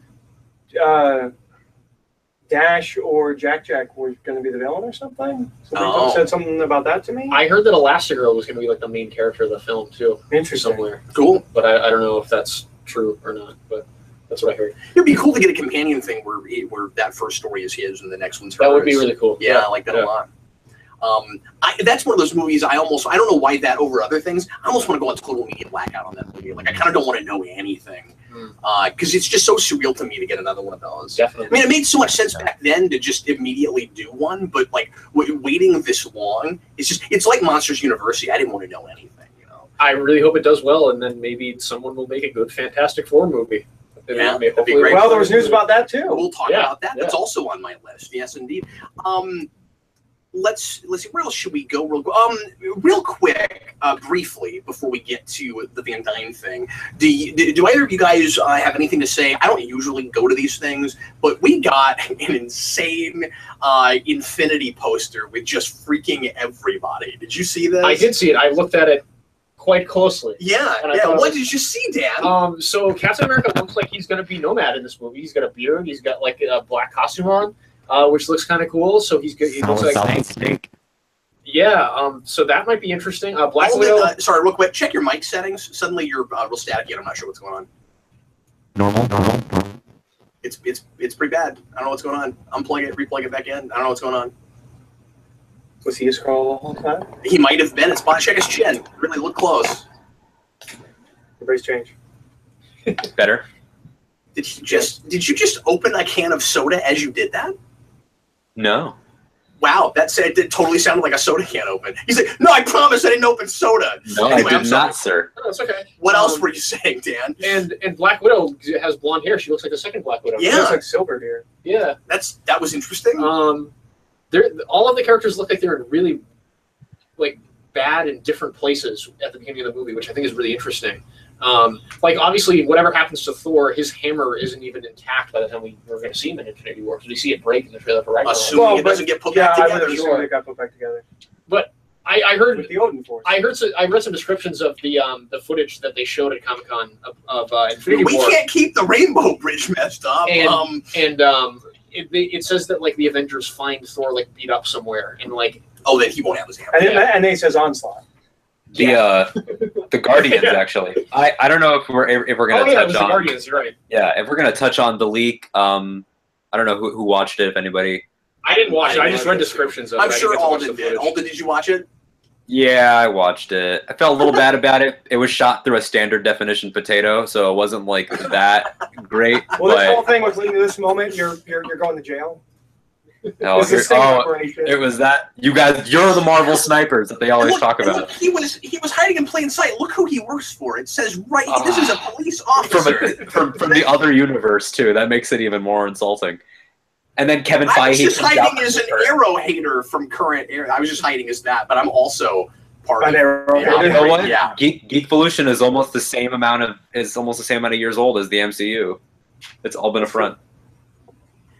Man, God, it looks great. You say that. Anyways, you were talking about the footage. Yeah, it looks great. Yeah, Okay, cool. I'm Even not going to through go a into a potato? description. Okay. Even through a potato, it looks great. I don't know. I try not to be overly excited because I'm always living in this perpetual state of when is the other foot going to drop, and I'm You've been burned Not- before. am I going to dislike one of these? Because there are ones that are like, okay, awesome, fine, whatever. But it looks great, and at 2 hours and I think 2:40 they were saying at Comic-Con or something like that is the current cut. They're going for it. It looks fantastic. Did you see the Guardians all beat up at the beginling? That Thor Thor. flows through space and lands on their windshield. Finds them or something. Yeah. I see. Yeah. Alden, I am very impressed that they're able to keep that as short as 240 with 6,245 characters. That's just brilliant. And another thing about the Infinity War poster that made me angry: Spider-Man has that dumb suit on in it. Does he really? Yeah, Yes, I yeah, love he that does suit. that. I'm the only Oh, it's person so who dumb. likes that suit. He Yay! has it. He has it in the footage, man. He has it in I'm okay with footage. red and gold. So the one saving grace of this could be if you make that suit black and white, it looks like the black costume. Yeah, but if you make it red and gold, it's just what it is. Yeah, but I mean, that costume sucks, but at least it's representing something. can we all agree that besides Captain Logan, that I it looks like dumb it. as it is? I don't know why. No, Or at least no. I liked it when I first Maybe saw it's it. just how he gets the black costume. Maybe That's what I'm it's saying. something in space. I think And his costume it gets right now ruined. looks like the Ben Reilly Spider-Man costume, and I don't Yeah. like that. Yeah. Can I suggest this? Sure. He's wearing that because he's a Skrull. That's what's going on. What if they're all scrolls? What if Uncle Ben was a Skrull? We don't even technically know he What if exists. Uncle Ben? Yeah, what if there wasn't an Uncle Ben because he was a Skrull? I don't even know what that Yeah, means. the thing that he talks about with Aunt May happening is she just finds out her husband of years was an alien. It's not even that he died. She's been through a lot. Yeah. Tell her. That makes perfect sense. That's why I can't tell her he has a secret identity. Because it would hurt her because she just went through this. Somehow or rather, he stopped the thing that made him an alien, or that like he wouldn't stop the thing that made him an alien. Oh, yeah. And then Peter Parker learns responsibility. If only I'd stop that man with a gun, my uncle would no longer be a Skrull. I like this take. Feige, get it done. This is the dumbest idea. Anything else with that poster? This is going longer than I The expected. 4 minions. But it does have 6,400 and whatever I said, characters. Yeah. So, I want the Guardians in this minimal. It is an Avengers film. There are 6 of them. they will. You know they're going to be in it a Yeah. lot, though, right? I don't think They've they will. said. Gunn said that they're going to be supporting strictly. I don't know. Which is weird how I don't know. much they are in the poster. Yeah, I don't know what supporting in their mind means. Like supporting every scene, or I don't know how you They're make just the Greek chorus. I don't know how you make a movie about Thanos and don't include anything with Gamora, who's his daughter. Like I she's don't know gonna how have you make a role in it. movie about Thanos where he's scary and you have a bunch of clowns in it. Like I Yeah, don't see how you do that movie. But like you Yeah. know they're gonna at least do stuff with Gamora and bald blue woman. I forget her name. Nebula. oh, Yeah, Nebula. Nebula. Yeah. But I like your name better. And apparently, this version of the Black Order from I guess Hickman's run of his 4 Yeah, I minions. was going to bring them up. Yeah, what Feige is changing, I don't know if they were in that run actually, is that they are the other 4 siblings of Gamora and Nebula. So they always talk about father and the other kids. Those are the other kids. They just looked like his Horsemen of the Apocalypse to me. Yeah. But I didn't read Infinity, so I didn't. Someone had to tell me that's where they came from. I was I like, forgot they existed. oh, okay. Do you like the Inhumans? Does anyone? Then you wouldn't like Infinity. Oh, okay. Okay. Oh, that's why I don't remember anything that happened in that book. Moving right along. So, Lockjaw only.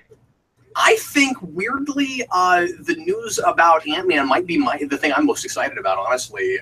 Or at least I just think it's really super cool. Catwoman? Yeah, we're getting Michelle Pfeiffer as the original Wasp. That's awesome. And the first thing I thought when I saw that news was, you must find some way to get her and the Vulture on screen together. Absolutely. That has to happen. Yeah. But that's cool. Right? Yeah, that's pretty darn cool casting. I'm very excited about it. Dan asked me when we were talking about it, she's what are they going to do with her? Like, where's she going to be? And I'm like, I don't think she's just going to be in the past. I think she'll get found in the microverse, and I think that's why they cast older like that. Yeah, that's what I think. So some questions are: who is Danny DeVito going to play? When they get Christian Bale, who's he going to play? And how is it taking this long to get to Walken? We already have. Yes, right? Please. Right? It's a legitimate question we should all be asking. Yeah. We've already had Tommy Lee Jones. Who will Jim Carrey be? True. Carnage. So many options. Or Jim Carrey as Mysterio. That would be interesting. Yeah, those are both things people have talked about for him for a long time. Yeah. And Schwarzenegger will obviously be the Silver Surfer. But you're not. And when do we get my Steve Buscemi as MODOK? Oh, that's good. That's good. That's what I want. But in all seriousness, with Jim Carrey, and I don't know how much we're joking about that at this point, after Kick-Ass 2, there's no way he plays a serial killer in a superhero movie. No. Yeah. He'd be perfect casting. He's never going to do it. Well, at least he'd be the bad guy in that case. I think maybe his objection in, but I don't know. He seems to have kind of deep in a little bit. He just seemed to be violence is bad at that point, and I don't think it really mattered that he was playing a superhero. But I don't know. Anyway, that's neither here nor there. That's great casting. I'm very excited about it. Yes. And and apparently, didn't you read something where you said that that was who I forget her Evangeline name. Lilly. Evangeline Lilly. That's who she wanted. Yeah, like when Ant-Man came out 2 years ago, people were like, "Oh, who do you want Marvel to cast as like your mom?" And she was like, "Michelle Pfeiffer." Duh. And they picked her. That's so cool. So yeah. So that's pretty exciting. Any other Marvel news that we need to talk about? Movie stuff? I don't think so. Not that I can think of. Do you see anything in the comments there, Alden? Oh, the comments is actually talking about Uncle Ben. I think your idea sort of blew their mind. I don't understand our idea. So genius is often not understood. So I think Fox, let's talk about Fox for a minute. I think Fox might be making the absolute right move moving forward if they just have to do another Fantastic Four thing. They're doing a Doctor Doom movie, and I don't know. Franklin Richards movie. I don't know. That's a bad idea. I forgot about that. Yeah, it's Is that still happening? There's no one attached to it as of yet, but they're eyeing doing a spin-off with Valeria and Franklin Richards as the main characters. I'm going to check that off my list of things I don't care about, and everyone is probably going to tell me it's great. And also, spin-off of what? There's no franchise right now. But Noah Hawley's doing it. They've got somebody actually attached to Doctor Doom, and I think that's a great idea. Potentially. It's really weird that we had to put Doctor Doom, theoretically, we don't know what the take is, but theoretically, it's really weird to put Doctor Doom in his own movie before we get a dictator in Latveria. I kind of wish they just have the X-Men fight Doctor Doom in a movie at this point. Yeah.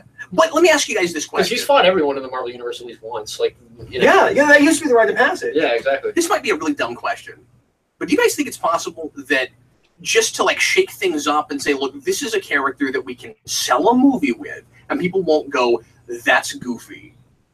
No one's going to go. Might it still be a Fantastic Four movie? Isn't there every possibility that it's called Doctor Doom and he's fighting VFF and it's just kind of from his perspective? Possibly. Isn't that possible? What's that miniseries that Ed Brubaker did? Books of Doom. Yeah, you think it could be? Yeah, which I've been trying to get my hands on to read with Cap because I think you'd like it a lot, but it's really hard to get down to print. Doom has effectively been a protagonist many times. I don't have the protagonist right now. I don't have the reaction to the end. June 2099 is really good. I don't have the reaction to this that I have with a lot of the silly Sony stuff when they're announcing Craven the Hunter films. Yeah, which I still say, Silver and Black. I still say they're just gonna call The Hunter. That will be the title of that movie. What is the title of the Silver and Black?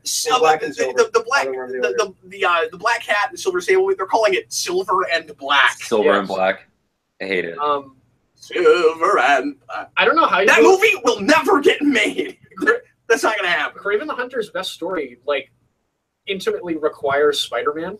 I Yeah. don't know how you make a Kraven the Hunter movie without Spider-Man that's any good. But like, I wanted the Fantastic Four movie, but would you agree with me? Doctor Doom is not as weird as that to do as his own. No, and to start this way. If you were to take any of the characters in the FF like library and do your own movie with them, Doctor Doom would be the one I pick. Yeah. Yeah. And I think you can get people excited about that in a way that right now you can't with FF because they've had such a bad track record. And I don't know that Doctor Doom being in those movies is going to make people go, "Oh God, a Doctor Doom movie." I really don't. Yeah, I mean, I don't think that'll affect anything. I think Doctor Doom is a character that has a cachet because he's always been like the greatest villain of the Marvel Universe. Everybody knows Doctor Doom if you know anything about Marvel. So. Yeah, Darth Vader is inspired by Doctor Doom. Yeah.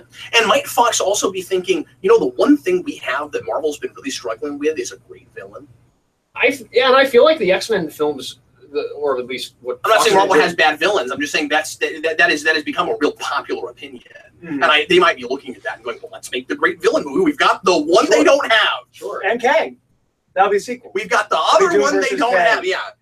Yeah. That'd be awesome. I want the Kraven the Hunter movie to be like a really like. But if Sony made it, it would be called The Conqueror, Yeah. and people would be very confused. I want the Kraven the Hunter movie to be like a really vague poster. Like no one's really sure what it is, and it just says. They always says mother was crazy. Yeah. That'd be awesome. Everyone's just like, what does that mean? It's like a bloody picture of a Russian woman. That's Oh, that'd be great. Oh, the poster for that movie should just be Kraven with a gun in his mouth. Oh my god. Take your kids this summer. A fun family movie for the whole family. It's a family movie for the whole family. We'll put family on the poster a million And times. that's not always guaranteed. Okay, so let's get now into the trepidatious waters that is the head-scratching future of the DC Extended Universe. First of all, let's just talk about the new Justice League trailer a little bit, if there's anything you guys want to talk about with that. There is possibility for some kind of a Green Lantern drop in that movie. I There's been a lot of talk will about say that I disagree with most people who think it's too jokey and trying too hard to be Marvel. I think it's just that Flash is awful. All of the bad jokes are Flash. Yeah. There's one character. Well, most of the jokes in the trailer are Flash. Yeah, That's and why I he was like, jokes, and though, he's terrible. yeah, he is. Yeah. And I don't know. We cast him immediately. It looks really schlocky to me. I don't know. Like, I like all of Alfred's jokes. There are two people that make jokes in that trailer. One of them's Alfred. He's great. The other one's the Flash, and he's horrendous and should be recast. And I think Irons is the best part of BVS. So He's the best Alfred ever, yeah, as far as I'm concerned. he's fantastic, and his Penguin line made me giddy. And then we were back to the rest of it, and I was less giddy. The rest of it looks like loud and dull. I will say that they managed that No, I think Snyder. it looks good, but people are complaining that it's trying too hard to be funny. I think it's just that character, and he sucks. I like Okay, Snyder's sorry. effect for Aquaman swimming. I think that looks really good, and now I can sort of see, because I struggled with seeing a whole film in that environment, but it looks good. Is it just the effect he used in 300 for the dancing girl? For the probably. Oh That yeah, doesn't mean it Yeah. doesn't work. because that he just put a girl in water and then digitally removed the water. And this, that I think was, he's putting him in air and digitally adding some It's water. not a dancing girl. It's What's going on there? whatever that girl was. Hey, I want you to do this, and then we're going to add water. It'll be the opposite of when we put a girl in water and digitally removed it. We're going to add water. Just add water. Yeah. So I don't know. It just looked really loud and It looks like there is no plot. yeah. It looks like it is Yeah. just running around and punching, and it looks like the first arc of Justice League for the But 50s. no, it doesn't. And I'll say that I've said this before. Eric, it looks like some of them might actually kind of like each other. And that's my standard true. right now. That's is the true. Justice League looks like they might actually get along a little. yeah. I hope they all treat Flash the way that You Lego feel. Superman treats Treats Lego Green Green Lantern. I'm okay with this awful Flash if that's what they do. And the only thing that makes it better is if he had a giant gap in his front teeth. Where is that? So I'm going to nitpick something really, really silly, and hiding maybe Superman? it will work a little. Well, that's silly. Yeah, obviously that's. If that's not Superman at the end, I'm going to be very impressed because I knew you would come. Right. I can't. Turn the camera. It's Superman, It's you guys. Mon-El. I can't wait to see. If it's Mon-El, no. I can't no wait way. to see Henry Cavill's CGI upper lip too. Again, did you hear about Did see that? those What? pictures? The greatest There's news. conflicts with Justice League with the reshoots, and he grew a huge bushy mustache like for another movie, and he can't shave it because he's also filming the other movie at the same time. So they have to CGI his upper lip so he doesn't have a mustache in the That's reshoot. amazing. Yeah. We live in a day and age where you can do that, and we won't. Maybe let's just do the thing Chris Evans did for the Avengers reshoot, where he's just like this the whole movie. There's just Superman's constantly eating a hoagie just the entire time. yeah. You know how every Superman production, no matter what it is that you've ever heard of, there's always that story about when the guy puts on the suit and comes out on set, and it's majestic, and everybody is like feels like they're in the presence of Superman. Yeah. It's not happening now. that will not be the effect on set when he walks in with a mustache. I'm waiting for the Cesar Romero meme. Like, that's got to happen. I mean, I think if Superman's gonna be resurrected, they could make facial hair work, but not like a well-groomed bushy mustache. Well, yeah, but it's reshoots, so they've shot a bunch of stuff they where he shot doesn't him have with that. that. Or a bunch. Maybe he's got one if he scene. was- I don't know when he shows up in the movie, Yeah. but yeah. Yeah. I mean, who knows? Do they think anyone is going to see that trailer? Like, who is it?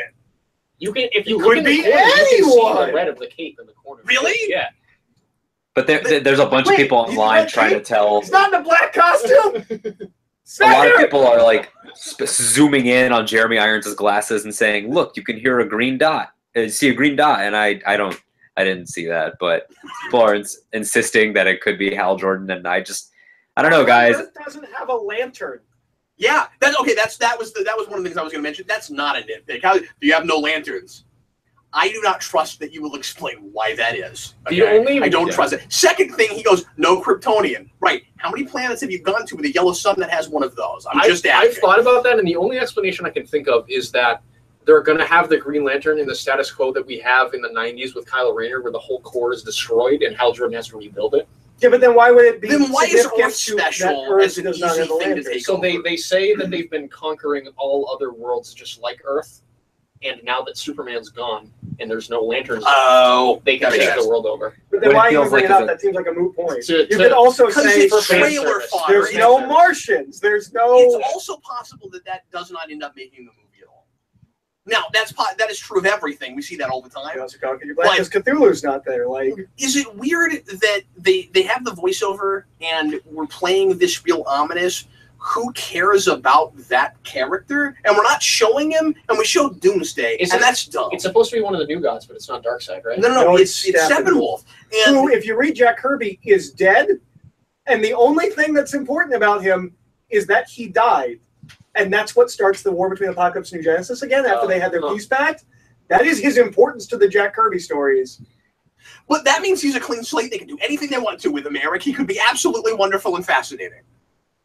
I don't think It would be like if they built Avengers around, fascinating. like, Gargoyle from Hulk. Like, Yeah.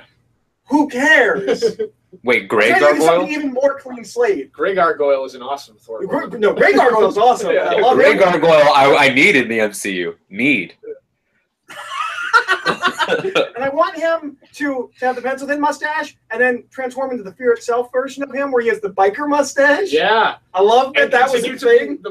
the most French man in the Marvel universe Oh, ever. and he is terrifying. If you read the Iron Man tie-ins, wonderful. he's terrifying. Oh, really? Wow. He Okay. turns all of France into stone. Oh, And that was then in Fractions breaks Run, right? Yeah. I did read that. That's amazing. You guys ready for the 8 future DC movies we have to discuss? 9 of them No. have Harley Quinn, right? 8. 9 of these have Harley Quinn. Okay, 2 of these, at least 2 of these are things we knew about already. One of them is a movie that has not been talked about for a while, but they kept acting like would probably happen at some point. These are not all brand new things, and one of them is real obvious. So we'll start with Some of them are updates. So we'll start with Wonder Woman sequel. Yeah, yes, of course. Nobody's Thumbs up, surprised I by this. approve. Yay, that's good. Yeah. That has been apparently the biggest performing movie of the summer. I didn't know that. Wow. So far, of course, it did really well, and obviously that's got to get a sequel. So that's good. I hope. I don't know if we have anybody attached, but I hope. I think I hope Patty that director Jenkins comes said back. she's going to come back. I hope but she I does. don't know if She's in negotiations, and they dated it for Christmas 2019. So they're taking Star Wars on the spot, which is smart. Well, Aquaman's also supposed to be Christmas next year, right? Yeah, and they're in the middle of shooting that. Or so. will that I be think. their only movie next year? Now is that I all don't- they've got? I don't know. That's all they've got. So for right now, Are we not doing Justice League Part 2 anymore? Is that what I'm No, thinking? that's not a that's thing disappeared. anymore. Let's mention other things we knew about that were definitely going to happen, but some of them are a little bit different now. Obviously, I think everybody at this point knows about the Batman and who's directing that. Apparently, they're still calling it that, even though it's an entirely different movie now. Well, that was interesting never to see if it's still called that. That was never the title. Ben Affleck always said that was just kind of like the working title. Oh, interesting. They're just still calling it that way, like it's that wouldn't necessarily be the title. It could have been, but it might still not. I think they officially confirmed that's what it is at the Comic-Con panel. Oh, okay. Because they're still Ben writing Affleck kept that. saying that was. They're still writing that everywhere. Yeah. There was a rumor right around Comic-Con that Ben Affleck was going to get phased out. He's denied it. The president of Warner has denied it. And then they gave us the perfect way to phase him out. Because they're doing Flashpoint now, yeah. And we'll talk about that in a second. But so yeah, I don't know. It'll be interesting to see what that director does. That's the what is his name? It's like Matt Reeves. Matt Reeves. Thank Matt you. Reeves. That is everybody remembered it except for me. It's in my notes somewhere. Anyway, but Matt Reeves, it'll be interesting because he's the current Planet of the Apes guy. I like his style a lot, but it'll be interesting to see how he translates that to a Batman thing, and he keeps talking about it like he wants to do a noirish kind of thing. So it's definitely going to be different from what Affleck was going to do by a lot. And of course, they're completely doing a totally different story, not even rewriting Affleck's script. Totally different. Which is unfortunate because they cast Deathstroke for that movie. Yeah, I think they thought. They cast Flash Thompson as Deathstroke, didn't they? Yeah. I think that noir after Nolan is the perfect direction to go for this movie. I think that's. I want it to be real small. Yeah. And I'm just not sure it will be. Yeah. He likes to make big scoping films, and he keeps talking about Nolan, and I don't know what that means. Yeah, and looking at his Planet of the Apes films, I'm afraid it's going to be too close to Nolan. It's not going to have enough of his own take. We'll see. But those would be the concerns. But I like him as a director, so yeah. I'm very excited to see what he does with it. So the Flash movie has gone through 16 different directors. It's gone through. Is that the official number? 150 writers. They've lost like 4. And they've lost. I know it was a lot. I wasn't sure. And now they've said that's how bad it is. I wasn't sure if that was an now they've exaggeration. said, you know what? We don't know how to make it, and we don't have anybody for a Flash movie. We don't know how to make a Flash movie. Let's just make a Flashpoint. And so the big question is this going to actually be a soft reboot thing like Days of Future Past was already this early? Or is it going to be like the Flash TV show where they go, no, everybody loves Flashpoint. We have to tell that story.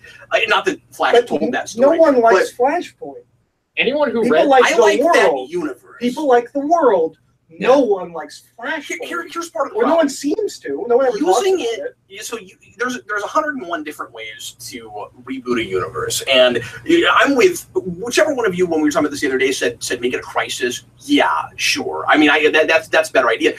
But like doing the problem with Flashpoint is if you do it anything like Strain, you have to go from the world you have already, which is pre-established and theoretically should be solid and we understand what it is. And then we make another world that is interesting because of how messed up it is and dystopian and stuff. And then you go to a new third version. So they might use that to try to fix the problems they have, but they don't have that solid, solidified universe. I don't know that there's any way that works well for this universe. I don't understand why anyone would care about doing a meta and continuity reboot of this franchise. The only way that this could work is if the DC executives or the Warner Bros. Executives came out and said, "We understand we've gotten everything wrong. Yeah. Here's how we're going to fix it. We're restarting the universe." That's it. That's the only reason to do it. I don't know, like but does it have to be Flashpoint? It really upsets me as like a fan of the Flash. Like he's my favorite DC character, and his movie's going to be relegated to fixing all of the mistakes of previous movies, and like Flashpoint is a story isn't really that great of a Barry Allen story, I don't think, in the comics. No, it's not. I think I like Flashpoint better than anybody else. It would make more sense to adapt Flash Rebirth than it would. Yeah, it would. I think that's the low point of John's work on that character. I love his stuff with Wally, and then the early stuff he did with Barry before we were doing Flashpoint. Like that stuff was great. Yeah, you could do. I want them to do the rogues in something on screen because they haven't done them on the Flash TV show, even though they've introduced all of them. I don't understand why. 3 seasons in. Yeah. They've already killed and resurrected Captain Cold, and they've never done the rogues. It's ridiculous. Yeah. I just want a movie that's fun with the Flash fighting rogues. But as after the Justice League trailer, I don't know if that's even going to be what I want. With the tone of this universe, if you're going to go to Jeff Johns, you go to that story. Would you articulate that for me? Would you explain to me what the tone of this universe? Dark. Well, it was. It's not going to be now. I mean, like we don't know. Yeah. Anyway. But okay. even if it's not grimdark, Loved Wonder Woman. it believes it is serious.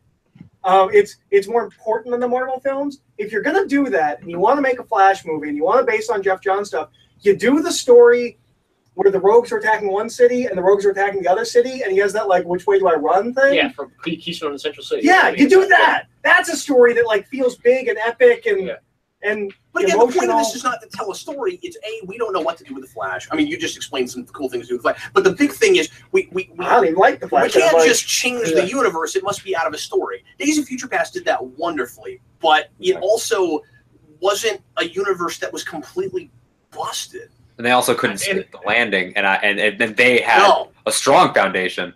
And so I don't know. And what's interesting is we have Whedon stepping in, and now Johns directly on a scripting level. I don't know if we should take any stock in Steppenwolf talking about other worlds they've been to. But, you know, between the talk of other Earths and how this one is different, and now Flashpoint, like, are we implying that similar to New 52, we're in the wrong one?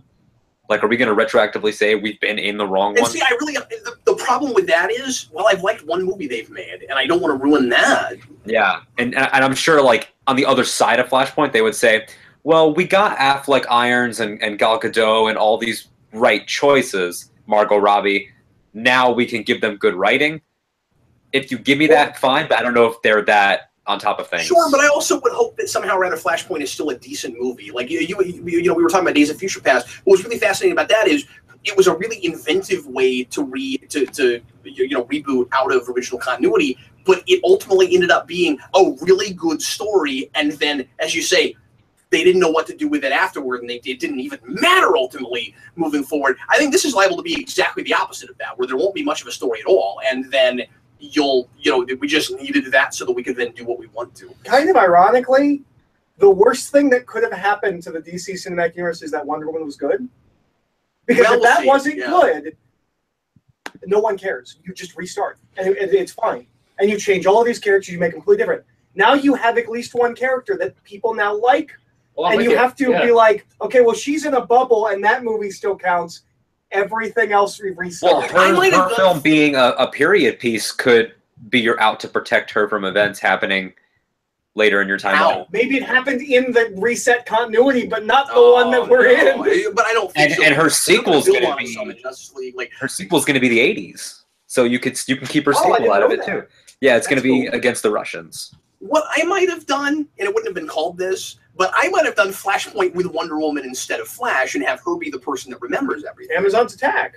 That way we get to keep her stuff intact, at least in her own head, like we did with Wolverine. One of the things that I'm concerned about with a Flash movie in general in this tone is that, like, maybe Flashpoint is the only thing that they can go to because it's a story where it's like they got this gruesome, tragic death in it with Barry's mom, and like all of the other Flash stories involve wacky pseudoscience and like really fun, upbeat kind of beats for the stories. Like it's not that like every Flash story is happy-go-lucky and nothing bad ever happens, but like the Flash as a character relies on really out there concepts. Yeah, you can't do that self-seriously. Might, you know what I mean? Might we be making hard water fumes? But because Justice League said like, oh, you want wacky now? That's what you want. I don't know that they're going to be Roundup moving forward like that. Well, I guess the thing with like we might be making too much of an assumption that they're even using this to reboot at all. Okay, it might just be they're like, oh, that's a Flash thing we've heard of that people liked. That might be the only reason they're doing it. Yeah. Here's why I want to believe it's a reset. Because if it's not, they're the dumbest people on the planet. Because, okay, so we already knew this from the get-go. When they did Man of Steel, and everyone was like, why do an origin? We just had a 10-year-long Superman origin. And David Goyer was like, yeah, but I didn't watch it, so I assume no one else did. The one thing that TV show keeps doing is time travel and speedsters. And you're going to make your movie a time travel speedster movie? Be different. That's the one thing I would start at. Well, we're not going to do Zoom, and we're not going to do time travel. Also, when you start it, let's just get away from 52 at this point.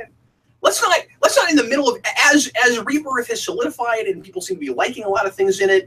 So what we're going to do in the comics now is or in the movies now is in trying to fix our universe. We're going to go to the thing that started the thing that we're trying to get away from. What are we doing? Why don't we adapt? I don't know some of the Silver Age Flash stories that people love, like the Trial of Barry Allen or something. Like I don't know. I think that stuff might be cool. Yeah, the problem is that And Barry doesn't Start with actually. that? I mean, The maybe, problem but, is Barry he's doesn't pretty actually have Yeah. any good stories. All of his Yeah, he's really boring. all of his stories were in the 70s, and all of the stories since he's come back have not been great. And Wally's clearly the better character. Wally's clearly the Yeah. better character. He's an adult. He has a family and children, and is different than any other superhero on screen. Clearly, the character they should have used. But anything you do, you're going to be using Wally stories. Flashpoint is the only Barry story anyone knows. Everything that the TV show is based on is pretty much Wally stories. Like all of the Speed Force stuff, that'll happen in Leeds Yeah, the Flash with yeah. Wally. In the So- Flash family stuff too. So with here's Jesse what will Quick, all happen that in stuff. Flashpoint. Barry Allen will be a Skrull, Yes, and then we'll bring in Wally. Barry Allen That's travels forward in time and sleeps with Aunt May, and he is Uncle Ben. Oh God. Well, and he also in the past was sleeping with Gwen Stacy. And He has- No, don't bring um, up those memories. Wait, Um, guys, now breaking it's news! possible- Breaking news! The real Manos has announced that he is directing the Flash movie now, I thought he was a Skrull. and that I thought he was. Well, he might also be a Skrull, but that's not your. That's not your. and the villain of the piece will be Captain Cold, as played by Carl Urban. We are doing a production in the comments tonight. I feel like Carl Urban just plays everything now. and he's great at all of them. Yeah. I'm sure there are a million comments before we move on to the other movies. Anything about Flashpoint or the other things we talked about that people want to talk about, all that people want to bring up. There's been a lot of debate about the CW show, and now we are throwing down in the comments about Wally versus Barry. Manos is backing up Wally. all as is of the people that say Barry are wrong. They are wrong. Objectively wrong. He hasn't had a comic that anyone's liked since 1976, and those are all dated and silly. And I like dated silly I comics, I have this many dogs in this fight. but like read Wade and John's run on the Flash from the 90s through the early 2000s. It's phenomenal. It's one of Wally the best has runs just of had comics more ever. time with more mature writers. Yes, I agree. And also, Wally is in the Bruce Timm verse, and that means a lot to me. So And we also keep. And he's Rosenbaum. We don't have enough Automatically. redheads, male redheads in films, and Wally's a He's been redhead. on about this. You just have to make that an After Dark topic. Okay, I'll make it an After Dark topic. We're real cruel to redheads, male redheads in film, and Wally is just another. One of the most casualty famous of that. redheads is not a redhead in the new Spider-Man movie. One of the most famous redheads is not a redhead in Daredevil. Yeah, that's true. You guys mind if I move on? Is that all right? So Green Lantern Corps is supposed to still be happening. Nothing else to really say about that. Yeah, but they announced it again with the Green Lantern mentioned in that trailer, so they might be leading up to something. They might be working on that. Is it possible that the executives at Warner Brothers also I can be saw? made to really like that. I mean, I still like that. At It's least the way it's you're going to writing be a it. team. If Kyle Rayner's in the movie, I will Yeah. care. Otherwise, I couldn't care. I like Jon Stewart and I like Kyle. Be made to care about Hal. If it's Guy, I'm there. If Guy is the If Guy lead is the funny character, character, yeah. I'm there. Yeah. Is it possible that the Warner Brothers executives also saw the trailer for Justice League and like on the spot was like, wait, there's another Flash? What if we do like a big event story where he dies and he gets replaced by this other character? Maybe Flashpoint will be the death of Barry Allen. That would be great. That would be I would love amazing. that.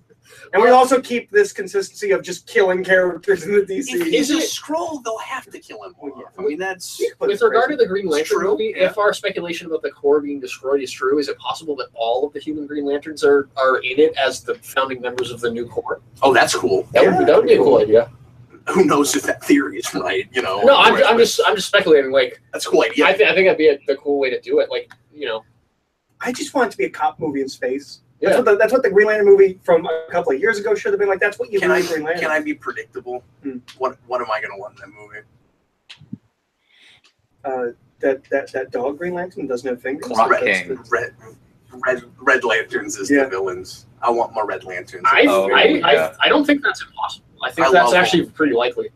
I love them. Because like I want 'em. we used Sinestro and like the Yellow Lanterns last time. I think they probably saved them. And the Red Lantern. I think is Atrocitus is hat, really right? cool. I'm afraid the CG stuff could be really Yes. awful, but I Yeah. love The Abominable Atrocitus. Cat. Yeah, that cat I feel like could be their sellable character that they don't seem to have yet. Isn't there a Squirrel Green Lantern too? I don't know if we're joking Yeah, right sure. now or not. I want the movie to open with with Kyle Rayner coming home and his girlfriend's just in a fridge. Oh. I just want to open on that.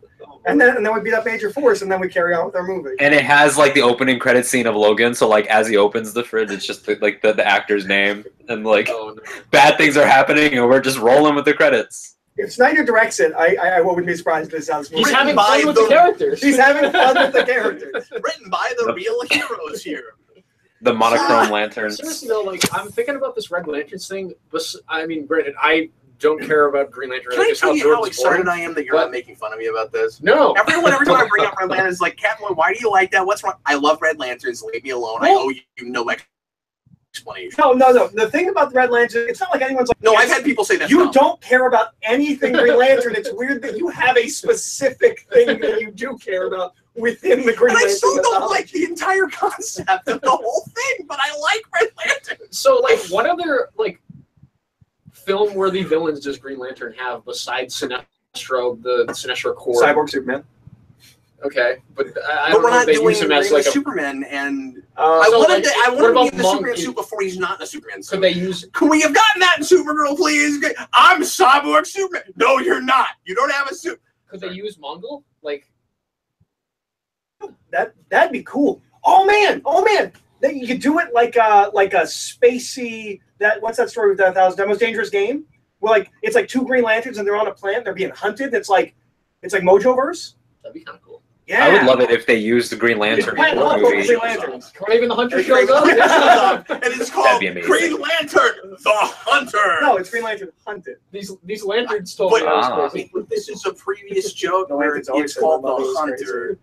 You just put Green Lantern on top of that. What if it's called the Hunter? They have to use the Ice Earth song. The Hunter.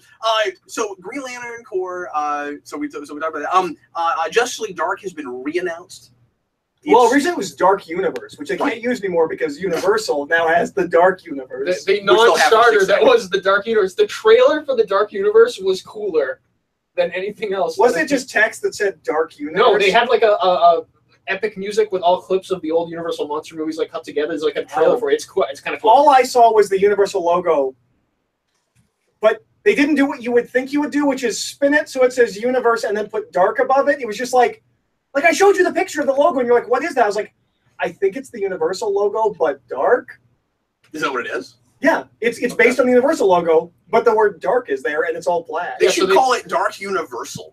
I'm still excited. They made this trailer that they played before the Mummy movie. That's like all of the old Creature from the Black Lagoon, Dracula, all those guys like cut together as a thing. But yeah. Is it supposed to be the same lineup that we announced before when Del Toro was attached for Justice League Dark? I don't think they talked about lineup. Yeah, we're going to do Justice League Dark, and I think it'll be probably just a lot closer to what those comics were than what Del Toro's movie would have been. Hooray! Not smoking, not cursing, Constantine. His name won't be pronounced correctly. I'm so excited. Here's the thing: is it still possible that I know the answer to it? Could be rated R. Is it possible? Sorry, now they said a long time ago none of them would be, but we can't trust anything they said in the past. This is the world post Logan and Deadpool. Yeah, I think that could happen, and if so, you could have exactly the Constantine you want. His name still won't be pronounced correctly. Is Swamp Thing supposed to be on this team too? Is that a thing? I don't know what the lineup of the comics is. Like, who are the characters? I don't think Swamp Thing's on that. Is Zatanna? He's in the movie. No, that's right. Yeah, Zatanna's there. Yeah. Who else? Fate. Etrigan. Dr. Fate. Dr. Fate. Oh, cool. Etrigan. Yes. Is the Dead Man?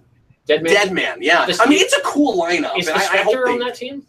I don't think so. Maybe he goes. I think the Spectre's in that book. Yeah, he's in that book, and Madame Xanadu is also in that book. I want Dead Man played by Charlie Day. I want the theme from Xanadu when Madame Xanadu shows up. So anyway, his voice coming out of what that character looks like would be great. Incredible. Yeah. That's an okay announcement. I want to be excited about that. Me too. Yeah. As a guy who likes those kinds of things and most of those characters, I want to be excited. That's our thoughts on that.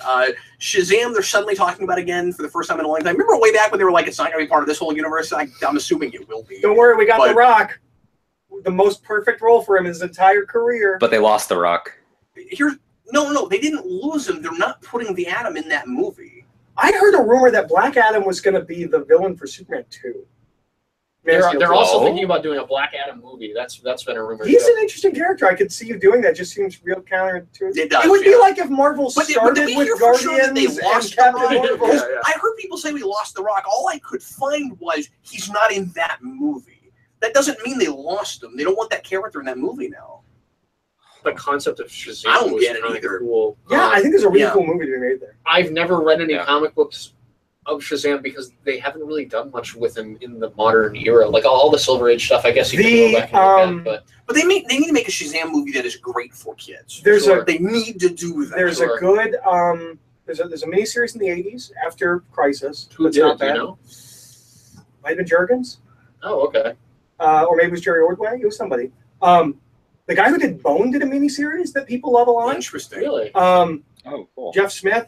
And the backup features in Justice League Those that are Jeff really Johns good. were Yeah, great. you're right. I forgot Those about are great. those. Yeah. Those are No, great. And the and book he should have been writing. Was those are the Gary Frank ones, right? Yeah. You drew that? Yeah. He draws the crap out of Shazam. I love that redesign. I imagine if you do a Shazam movie, that's what you're drawing from. And the addition of the hood to the costume is a really Yep. good idea. Yeah. So I said we had 8 movies to talk about. Obviously, we already knew about Gotham City Sirens, so I didn't count that as part of this list, and they didn't really talk about That's it. why there's 9 Harley Quinn movies. But there are out of the 9. But the next 2 movies are movies with Harley Quinn in them, and then she's also in that. Now, here's the thing: one of these is still pretty firmly rumor territory. That Harley Quinn versus the Joker thing. Only brought up by Screen Rant. They claim they had some source. They didn't cite that source. Everybody else reporting about it, their source is Screen Rant. Okay. So that may not be happening. That was not an official announcement as far as I could find it on at Comic-Con. Alden, do you know any more about this than I do? Am I right about this? No, I'd only seen the reports that it may or may not have been a thing.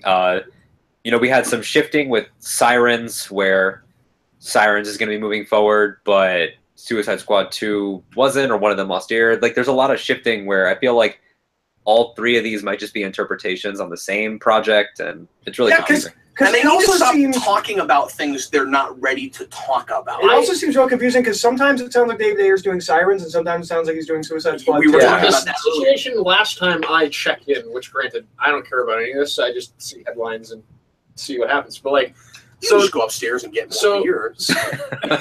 so last time I checked, David Ayer was doing Sirens, and they were trying to get Mel Gibson to direct Suicide Squad 2. Do you remember? Do you I'm remember so, that? you know you what? know- I'm so Suicide Squad really 2. I'm so in for that. Yeah, Suicide Squad 2 has a director. yeah.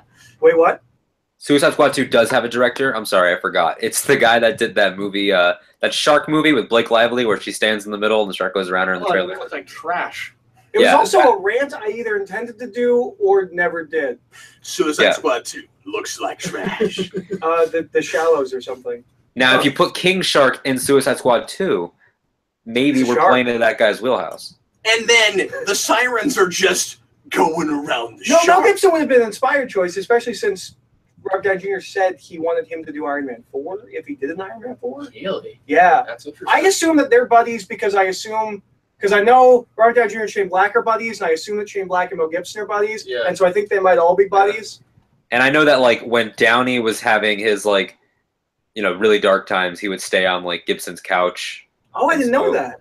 Yeah, and I know that Downey has always said, look, I know Mel's done some less than great stuff and said some less than great stuff, but he gave me a chance. So like, they have a personal thing as well. Can I say something we can all agree on? Mel Gibson probably has a really nice couch. Yeah. He probably does. Yeah, That's probably Probably that was such a money couch. probably a great couch. Yeah, but I'm also uncomfortable of what that couch would look like with a black light. Oh no. Okay, I'd like to move on now. Oh no. Alden, any Sir. comments about any of this DC stuff before we move on and take some questions from the audience and see other things they want us to talk about that they might blindside us with that we might not have already known about? There's These one were last the thing things I talk wanted to bring about up. before we get to There's also a couple of TV things that I might bring up real briefly that you guys aren't going to care about. But I'm sorry. Go ahead, Alden. Any other comments about the DC stuff? So the superhero fan show is telling me that that director, it's called The Shallows, is just rumored right now. Lowe and Connor both say that it was actually kind of good, and Connor called it his biggest guilty pleasure of last year. Really? Interesting. Wow. So I just can't yeah. get behind continuing to do movies that make people afraid of sharks, so we murder hundreds of them a year. I don't care about the animals or the environment, but that really bothers me. I saw the trailer for that movie, like, how are we still doing this? Okay, so at the risk One person a year maybe gets attacked by a shark. Hundreds are murdered by at the risk of doing this again, and I am legitimately asking this time someone to please make this poster, The Shallows. I don't care about animals or sharks, but this one really bothers me. Please, someone make that poster. Do you know that the guy that wrote the book for Jaws spent the rest of his life doing like charity work for sharks because he felt bad about how many sharks were murdered and killed out of fear created by Jaws? And we're still making these movies. I want to thank you for having the audacity to say on camera, I don't care about animals or sharks. I said the word the environment. Oh, I thought you said, oh, that's even better. That's even better. Or sharks make sharks sounds like the second-class citizens of the animals, like or the upper class citizens. Animals or sharks. And yeah, ladies and people. Can I talk about one thing? News thing? Yeah, absolutely. Well, I'm sorry. Alden may have more comments. Oh, okay, about this sorry. stuff So after that, but before we absolutely. No, I know you're chomping at the bit. You want me to give you something to write down so you don't forget? No, I'm not going to forget. I'm not going to forget this. It could be a rant. Anything else we should talk about? Curious Lo and Manos. Everybody is sort of Hi, Manos. Yeah, everyone's sort of chiming in and cheering Eric on. They're all saying thank you, Eric, for bringing that up about sharks. Lo is saying sharks aren't scary. Manos agrees. Yeah, we're on a sharks conversation now. I don't know. Sharks are scary. I went to, that doesn't mean we should murder tons of them so that they are an endangered species and we have to make a Star Trek 4 about sharks to try to help save them. Oh, is that what the next one is? I'll happily be involved out making that. Don't put that out into the ether. It might happen, Cap. Because sharks are an action-driven animal. Well, let me let me just suggest this. The next Star Trek movie is Star Trek 4. Yeah, no, that's why I just got to remind everybody about that because I'm just now catching up. No, I wish I brought down because I went to Shark Week at the movie theater, not because I care about sharks any more than Eric does, but because my wife for whatever reason loves Shark Week, and we haven't paid for cable in a long time. She hasn't been able to. She hasn't watched it, and so I took her to Shark Week at the movie theater, and they give you like these big Shark Week hats. I really wish I'd brought one of those hats down. But I put it on Eric and make him act like he likes sharks. But anyway, there was a guy in that like lost 2 limbs and was still diving with sharks. So yeah, sharks are scary, and he got parts of him eaten by sharks. I'm not saying sharks aren't scary, but we need to stop doing what we're doing to sharks. We need to stop making movies that perpetuate the shark thing. I totally agree with that. Having said that, I also want King Shark. I really do. I do as well, and I want him to say he's a shark. Alden, just a couple more if you have them. We've been at this a couple hours. We're going to have to end here in just a little bit. I'm losing Dan. No, I'm on good. You on once. Mind the Gap is saying that... Are you okay? Yeah, I'm good. Cruz... Mind the Gap is saying that Cruz and Baz, the other Green Lantern that John's created toward the end of New 52, will be the stars of the Green Lantern movie. I don't know if that's a rumor, a suggestion, or a thought, or something. But I know that the push for Cruz right now... That's what they do. Yeah, the push for Cruz right now has been pretty hardcore. I could see her being in it. I mean, she's getting statues. She's getting figures. Like, out of San Diego, there was a lot of her. I could see her being in it. Really? Yeah, I know that Sam Humphries was, like, all over Twitter, like, that the fact that she's being introduced as one of the new leads of Bombshells, and she's getting a statue, and they're doing a couple things with her. And I know that she's in the league right now, and she's involved in Metal, I think. I'm not following DC outside of trade right now, so I'm not sure. But... I mean, if they're less about the movie. Yeah, if they're doing the core and it's not just 2 buddies, then a group or something, or Hal's older. The last time we made a Green Lantern movie, we seized on what was hot right then, and it was considered to be some of the best Green Lantern stuff ever written, and it was terrible. So we're going to seize on what's hot right now. It's not great. That's not great. Well, I'm not being. I was, and I sure. So Green Lanterns. They're going to do with Green Lantern Corps what they did with Green Lanterns and with the same characters, Dash Garnet. It's going to be Red Lanterns. They're going to do Red Lanterns, and I'm not going to like it. That's what's going to happen. That's sad. I'm not saying like they can't make those characters interesting, but I didn't like them in that book. Maybe they'll just get rid of that movie and announce the Red Lanterns movie with Supergirl as the lead. Well, you should just go work for Jeff Johns right now. He's just a man after my own heart. Okay, Alden, anything else in there? I think that we're all good right now. Go ahead, man. Can we talk about Batman Day? Do we have to talk about Batman Day? I would like to talk about Eric Batman would Day. like to talk about Batman Day. I thought you might have saved this for After Dark, but that's okay. Go ahead. So, we have one of the most enduring and popular characters in pop culture. We may have to mention for some people what that is. Okay, I'm going to get to it. Okay, sure. We have one of the I most don't know what's going on. Oh, okay. So we have one of the most enduring, important, and Just making popular sure we do characters in pop culture for the past century, and we have a day dedicated to him every year. Yes. There's a character that has become a completely different character in the past 2-3 years that everyone loves now for some reason, and we are taking that day away from Batman and giving it to Harley Quinn. Really? It's Harley Quinn Day this year. Oh. You know, the role model to small children. Oh. It's like if you had a Spider-Man Day and you gave it to Deadpool. Like it's Yeah, just not that's exactly okay. what it is. Yeah, I don't like that at all. So there's Spider-Man's still 364 other ones. No, it's And not. they have to have the Yeah, same one? make a Harley Quinn Day on their own. Why take Batman Day and make a Harley Why Quinn can't Day? Harley Quinn Day be on like? I love that point. Yeah, Why can't it be on the anniversary of her first issue? I don't, or of the Which, as we learned, or the first episode. was just decided like a year ago. I was gonna say it's sort of like the birth of Christ. Nobody really knows, so he's just made one up. And I remember, was it Johns that said that we consider her to be the fourth pillar at this point? Why? Like, I don't know if he said that, but I know I've heard that being thrown around. What has happened to the universe? I know that that's been thrown around, and you know, I have a buddy named Matt he's a huge DC guy, and that those are the words that like appear on his skin, like Umbridge in Order of the Phoenix. But Put one more up there. I'll have to fight for it. Wow. Okay. What was that about Kleenex? I'm sorry. what? So we take a character that people have liked for a long I have time. no idea what I just said. We make her into a different character from a different. We just steal a character from another company, call it this character, and she is the fourth pillar of your universe. Well, close shop. Just you've got no ideas. You have nothing going for you. Just close shop. I'm gonna fact check that. She's I just need to know.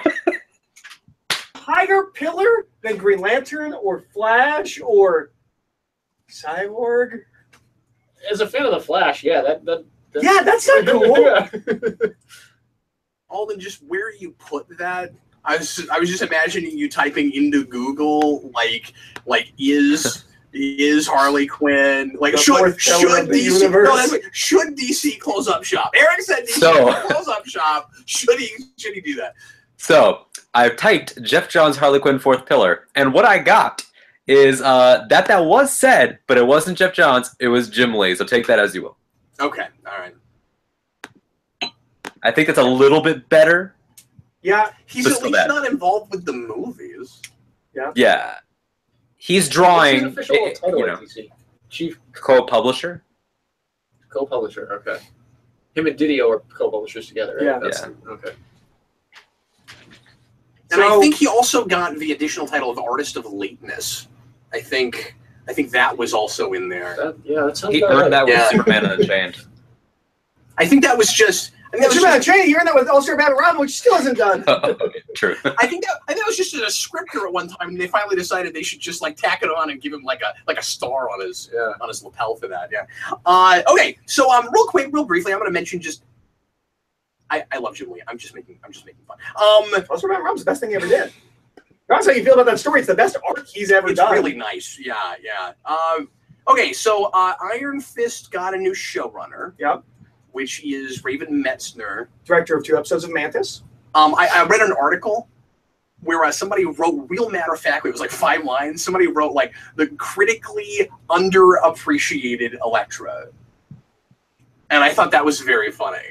But people, and now here's the thing: people are freaking out. Oh my god, the guy who made Elektra. Yeah, Elektra's not great, but it's not horribly made or anything. It's No, just boring. But if they bring in those Elektra fight scenes, Yeah, because they knew how to choreograph. It's also important to note that I'm expecting sheets. I'm expecting floating sheets. that would be with cool. Iron Fist. But look at James Gunn wrote the Scooby-Doo live-action movies, and the Jessica Jones showrunner did the Twilight movies. So Yeah, you but- can't. but she hated those movies, and James Gunn said that he learned everything he needed to know about screenwriting from those Scooby-Doo movies, which explains Yeah, a which lot. is what not to do. And then he stopped doing those things. I'm assuming. But apparently, according to Jeff Loeb, they picked this Raven Metzner guy because he's apparently a martial arts movie expert. Oh, So that's at least a one-up on Scott Buck, who's a boardroom scene expert, right? I guess. That's where you start. You start someone that goes, Kung Fu is A, what this show should be about, and B, I know how to shoot that. And yeah, that's where you start. Maybe we'll draw some parallels to the movies that we're using the titles for our episodes and the episodes themselves. What would be great is if they just took all the titles from the first season and they used them again, and this time they make sense. What if that was like Rolling Train Thunder Punch? Yeah, and there was no rolling in that episode. There was no Thunder trains. Punch, and I counted 0 trains. Which is interesting because trains are a big part of the Fraction Brewmaker run. Wow.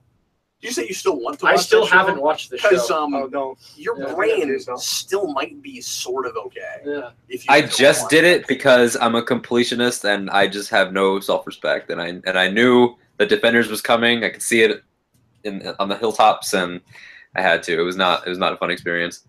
And knowing that he is still not going to suit up in Defenders bothers me. What? Do we know this? Wow. Yeah, they outright said that. He's just not going to have a costume. He's just going to like be. Like, I'm pretty sure he's going to maintain unless they're just trying to keep it a secret, like they originally did with Matt's costume in season 1 of Daredevil, which is possible. Yes. It's a lenience. There's a uniform. Yeah. Like, it bothers me because you showed me an older Iron Fist in your show, and now you're going to keep him with the green shirt, the unbutton. He could be shirtless. Just give me the head thing. I'd be fine with the white Iron Fist costume he had a number of years ago. Where I don't like it. you don't like it? No, because But it's a a costume. uniform. I don't like. He wouldn't change the color. It's like it's important that it's gold and green, and it's the exact same costume but white. It's not like the V-neck thing like he has in the old 70s issues. It's just like a. Yeah, but they changed that when Oh, did Brubaker they? Fraction did it. Oh, yeah. okay. You know, that is just the Brubaker Fraction costume but white. Oh, okay. I And didn't know currently it's He likes white things. black and kind of jumpsuity. I Oh, can see really? it. Yeah, it looks like what Bruce Lee wears in Enter the Dragon. that. I feel like Iron Fist doesn't need to be like a stealthy character. No, You should be able to see that guy Also- coming. it's a uniform. Yeah. And it's also like It's a uniform. The one It's that more they offensive changed to the not colors. do it. It's more offensive to not do it considering we had 12 3/4 episodes of Matt wearing the same type of headdress that you would need, and we just can't recolor one of those, and that he's wearing Jessica Jones's scarf in the Defenders trailers in the same way on his head. They're just rubbing it in. Also, it's the most minimalistic superhero uniform you can have. It costs $10 to make that comparatively. I mean, like, you have a full-blown Daredevil, so you're going to have that, and you have 2 out of your 4 characters that don't have to have costumes at all. I just don't understand. I mean, if you're not going to do a costume, don't give me this like half almost costume. Just put him in a suit. Fighting in suits is always cool. Yeah, Just put him in a sure. suit. He's a big rich guy with a company. Put him in a suit.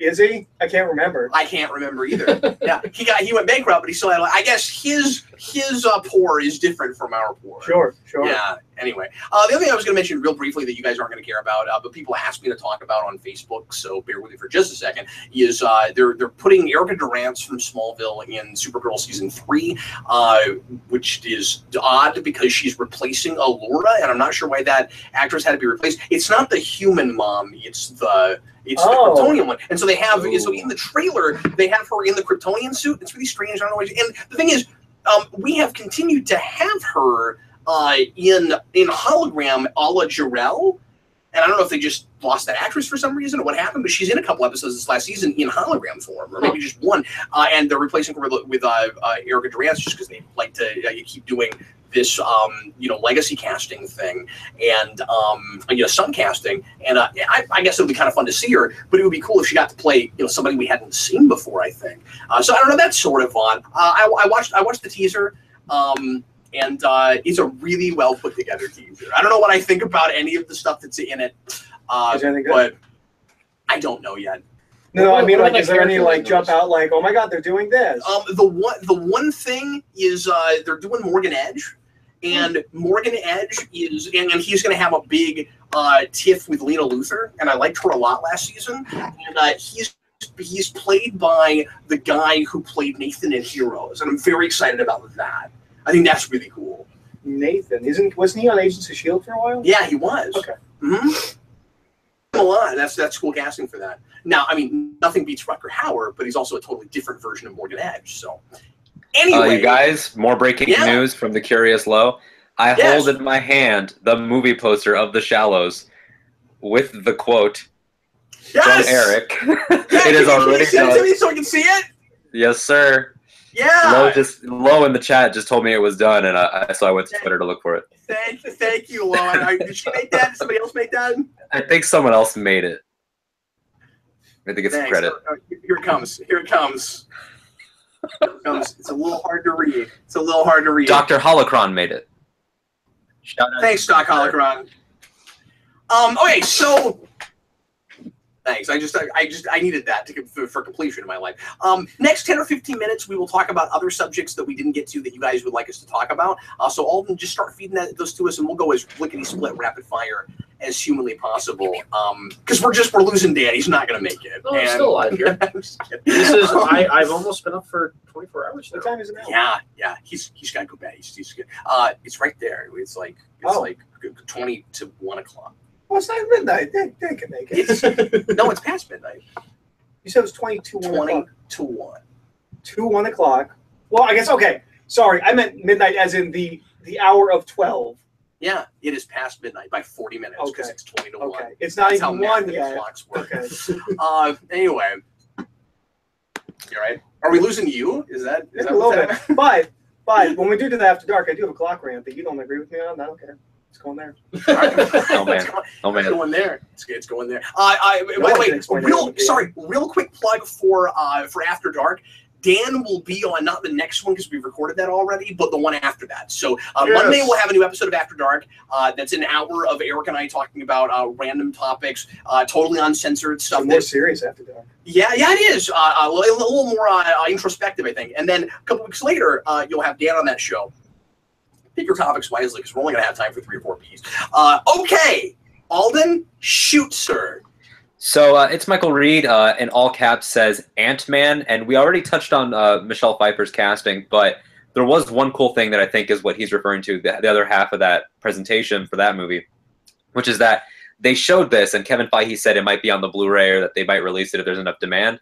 They had Michael Pena, who played Luis in the first Ant-Man, recap the Marvel Universe to Michelle Pfeiffer, or to Janet in a clip, in the same style that he would recap in Ant-Man. And it was him and Paul Rudd. And they were like, so Tony Stark became Iron Man, and then this, that, and blah, blah, blah. And they went through the entire thing. Yeah. And then they panned over, and it was Michelle Pfeiffer as Janet. And they were explaining it to her to catch her up. That's classy is what that is. You can just put that up on the Marvel YouTube. Like, you don't need to put that on DVD. So I guess that confirms your theory that she's going to be in the present then, if he's recapping the Marvel Universe to her. Because she needs to know it. Exactly. And also because we know that because like I said, Evangeline Lilly seemed really invested in who was going to play her. But I just feel like they're going to get screen time together. Yeah. So I was just really glad that he didn't really luckily conveniently find her in the microverse in the first place. I'm really glad they didn't do it there because I thought that's where we were going in Ant-Man, and I was like, that's a bridge too far. Yeah, I thought so too, and I like that. When they passed it over to Scott Derrickson for Doctor Strange, he showed Strange float through that dimension briefly in the Ancient One montage. So, they're setting precedent that other people might be able to reach through as well. And possibly help them. So maybe they'll use Strange to help them do it. Maybe he gets a cameo or something. That would be. I can see that. Yeah, I would be cool if there was never I would love a Doctor Strange too, but if Strange just appears throughout as this presence in the MCU, I would love that. But they could also do that and give him a movie. I would like. Yeah. I want a Doctor Strange too. Definitely. I do too, because that's much of a setup movie to not give him another. And I like that movie, but I want them to get much weirder in the second one. Yeah, I want Doctor Strange to be floating around amongst amorphous blobs and flying around and fighting fire demons. Doctor Strange needs to be one of 2 things, which is insanely trippy or super occulty. Yeah, you're not gonna do the occulty one, so you gotta be trippier. Yeah. The I've come to bargain scene just as a whole movie. Yes, of course. Yeah.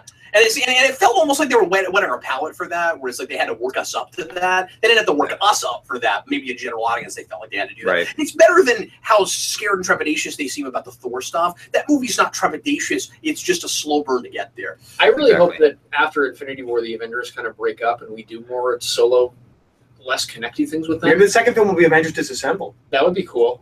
And I'd really like Doctor Strange to. But I'd rather be called Avengers The Breakup. I really like that as a title. I'd really like the Doctor Strange movie to deal with threats that the Avengers can't even perceive, like it is in the original comics, where like he's off fighting in dimensions, like stopping things that the Avengers don't even know exist. Like when he fights the embodiment of eternity itself and things like that. That's what I want to see. Oh, then what else have you got, sir? I just want to hang out with Jesus.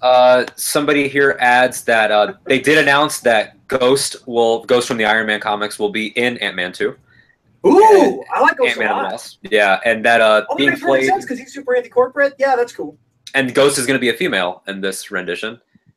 And we have Lawrence Fishburne as Bill Foster. I'm sorry, who? Lawrence Fishburne is going to be playing Bill Foster, Goliath. You gotta get Lawrence Fishburne in the Marvel. Oh no, he's gonna die. Yeah, that's what I thought. Now we're gonna have to watch. He still hasn't come back. Do you know that? He died in Civil War. He still hasn't come back. I don't know who this character is. He's the giant man dude that died in Civil War. He's Goliath. Oh. The other one. Goliath. I'm sorry, you said that 3 times, and somehow or rather I didn't hear what you were saying. Goliath. Yeah. Cool. I mean, cool that Fishburne is in it at all. I don't want them to use the new Ghost suit. I want them to use the old one where he looks kind of like the Spectre.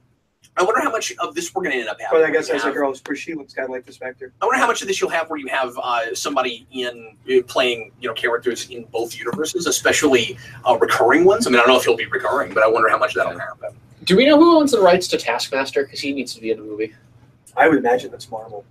Yeah, I would think so. I don't know what his first appearance is, but I know that Taskmaster crosses with Deadpool, at least in the earlier stuff, so I'm not sure if he counts for their rights package or not. But I don't know. But he doesn't start there. I think he starts in Captain America, and that seems to be the defining thing, just like with Kang. Yeah. Oh, then what else do you have, sir? Somebody would like to know if you have any thoughts on the San Diego Comic-Con Gotham trailer. I didn't see it. I did not watch either. I didn't look at much of the TV stuff, guys.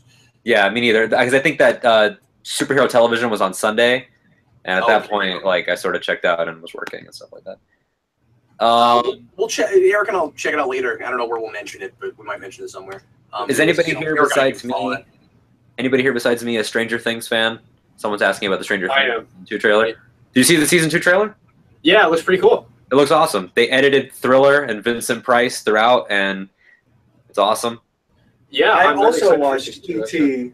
and The Goonies. he's real on about this. They just made something that already exists set in the same time as those things already are. I thought there's zero creativity, but it's well written and well directed and well acted. Yeah.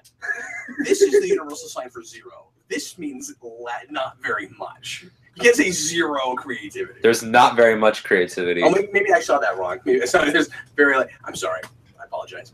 I like Stranger Things a lot. So yeah, I do. Yeah, I'm excited for it.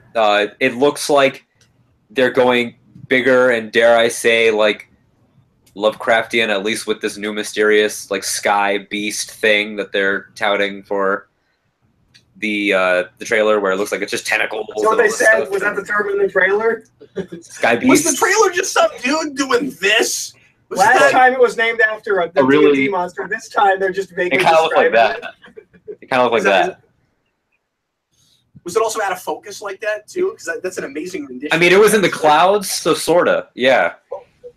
Yeah. Wow. Good job. I can visualize. I didn't see that trailer, but I feel like I've seen it. We actually shot season 2 here in my room.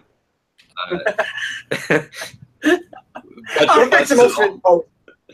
like the mustache. Give us a couple more, sir. Let's see what we got here. People talking about some Taskmasters. Did anybody read about, I mean, it didn't leak up, but there was an Aquaman teaser of some Aquaman footage where Jason Momoa, they showed a fleet, I guess, of different ships, and Jason Momoa confirmed that that's the army of Ocean Master. Oh, cool. I heard about that, but I didn't think it was watchable, so I didn't go look for it. Yeah, it's nowhere. Because I think they only, like, the director couldn't even show. Only Momoa showed because so many people are still on set. But Wow. Ocean Master and Black Manta were confirmed for that, right? So it should be. Yeah. Oh, I didn't know Black Manta was confirmed. Yeah, Me neither. Yeah. Neat. I'm really hoping that movie's great. I would assume they're pulling mostly from Peter David's run because Jason Momoa looks like him, just minus the harpoon hand. Yeah, but he could lose his hand. Yeah, which would be awesome. On it. Except for the fact that it's integral to the character that he's blonde in Peter David's run, That's true. and we just gave him highlights, Yeah. and I still hate his Do you think if we cut his hand off, people are going to cry Star Wars and get annoyed? You think that happens? No. It shouldn't. Not that I you don't know the think way. so. Well, because his hand doesn't get cut off. It gets eaten by shark. piranhas. Yeah, it's piranhas. Yeah. Oh, okay. Well, then if that's how it happens in them, if that's how they actually do it in the movie, they won't say anything. Yeah. And I if it's- think I didn't know that. Momoa not having blonde hair, I wish he did rather than the highlights, but I think the girl they cast as Meryl looks perfect. She looks perfect. Yeah, She looked great. right off the page. I think it'll be interesting to see how, a horror director like James Wan translates in, because if he does something like piranhas attacking Aquaman's arm, and he's a horror director, or maybe he's, branches over into the trench stuff from John's, that could be legitimately horrifying. I don't know how far they want to go, because this Aquaman seems sort of like a bro surfer-esque thing, basically Momoa in real life. So I'm not sure what Which they'll do. I'm not a fan of. Like, As a person. no, like if they make Aquaman a bro dude surfer guy, like I really don't want that to Because happen. he's, with those lines of like dressed like a bat, I dig it, and like kind of surfing on a guy in the Justice League trailer. Yeah, it's pretty clear that's the direction they're going. And he is one of the nicest people ever. I've gotten to meet him, and I have nothing against Momoa. I love him in Game of Thrones. He's really, really cool. I'm down with it, but I don't know if that's. I mean, he digs it, as it were. I do. I would be I dig it. very interested to see what they do with Aquaman's lineage. Like in Peter David's run, he's conceived by two Atlanteans, and it's like this whole thing about him being connected to the royal line of Atlantis. And then in the John stuff and the Silver Age stuff, it's kind of a union of two worlds where he's like It's in product pretty much of- everything that's not Peter David. yeah. He's the union of, I think it's a sailor and an Atlantean woman. Is that what? And it is? isn't like No, Nicole it's the Kidman going Lighthouse. to be It's his the Lighthouse mom? Watcher. Yeah. Okay. There's a real cool just post-crisis miniseries that does Aquaman. Is that the one where he has the blue He has costume? the cool blue yeah, costume. I have that one. Yeah, it's good. Yeah. So I'm going to be interested to see what they do with that. But yeah, other than that, I'm optimistic the movie will be pretty decent. I mean, Yeah. I hope so anyway. 'Cause He's described it as like a swashbuckling movie, so hopefully they can achieve something similar to that. I mean, that sounds like what it ought to be. Yeah. I hope. Unless it was just like a real political thriller thing. I guess it can be both. I hope it has some of the Atlantean politics and like world building stuff in it. Well, Like, James Wan was the first one to come out when people were complaining about BBS's tone and how dark it was. He's like, no, we promised it'll be fun in the Aquaman movie. Yeah. yeah, that's true. And then Wonder Woman game is fun too. So they clearly Warner's isn't forcing everyone to not have fun. Just Batman, Superman. Well, I don't. Maybe one more, Alden. Thoughts on the trailer that was released for Spielberg's Ready Player One? Oh, I didn't see that. I intentionally didn't watch it because that's one of the worst books I've ever read. I didn't watch it either. Sorry. So we have 2 passes and a hard pass. I mean, here's the thing. So, Alden, if you saw that, the floor is yours, sir. Well, here's the thing. I might watch the trailer because in a movie, you can't every 6 seconds explain the reference you just made. Like how every sentence you told me ends about with, that. Yeah. "Oh, frack," I said, quoting my favorite show, Battlestar Galactica, every sentence of that book. Oh, see, I haven't read that book, and I know like everyone on the internet tells me I should, and whatever, that's fine. Just having seen it as a trailer, let me see who did the comment. I went to Andrew. Andrew, I didn't read the book. Obviously, Eric did, but I will tell you, trailer starts, and then we immediately pan over to the Iron Giant walking through a field, and I was kind of giddy to see him. And then I know that there are what I believe is Harley Quinn and Deathstroke walking through that Oasis hub, that meta because they have the rights to all these things. There's like a meta MMO hub where characters cross, almost like Is this just nostalgia of the movie? Yes, Sounds like it's nostalgia that's of the what book. the book is. Okay. I'm gonna pitch the book to you. A really rich guy who loves everything the 80s and anything after the 80s that is popular makes an MMO that's virtual reality that everyone loves and becomes obsessed with the 80s because that's what he loved. And within this is buried a hidden treasure to all of his fortune. And you have to do things such as replaying, literally line for line, motion for motion, reacting scenes from 80s films. You have to play through a D&D campaign. It is just reference the book. Yeah, that's what it feels like. And I like Spielberg. Like, obviously, I mean, someone like him, I know that there are works of his own that are references within that novel, so it'll be interesting to see if he touches on those again. But he cast the guy that plays Cyclops in Apocalypse, and I didn't care for him. Oh, really? I'm sorry. What did you say? I was Cyclops busy. and Apocalypse is the main Yeah, character. Cyclops in Apocalypse is the lead, and I didn't really care for him in that. Oh, Will Wheaton is going to show up as president of the world. Oh yeah, he'll be in that. He's president of the world in the book. Well, that's what I'm saying. So he'll be in that. And, I mean, the biggest question I had from that book, aside from how do you adapt this terrible book, was how, like, because in a book you can get away with licensing. So, like, they have, like, Gundams and Robotechs and Transformers, and, like, there's a whole giant robot war. That made Mechagodzilla, and I was like, well, you can't do that in a movie. They're just not doing the ones necessarily in the book. They're doing the ones they can get their hands on. Iron Giant's a cool pick. Yeah, it is. Yeah. That's cool. They claim to have had no issues with working out the rights that they wanted to capitalize on. I'm not sure. I'm sure I won't get any of the ones I wanted, like Mechagodzilla and Gundams. It might be sort of fun to see, some of that stuff all on screen together, but I feel like we are inundated with that kind of thing right now, and it's hard to be impressed or surprised by it. If there's a real story there, okay, cool. It'd be like if Roger Rabbit came out when every movie in the movie theater was about, like, classic cartoons. Yeah. Like, what's the point? It's really disappointing to me to hear that that's something that Spielberg is making. And that it's a bestseller. Yeah. And that people love it. People love it.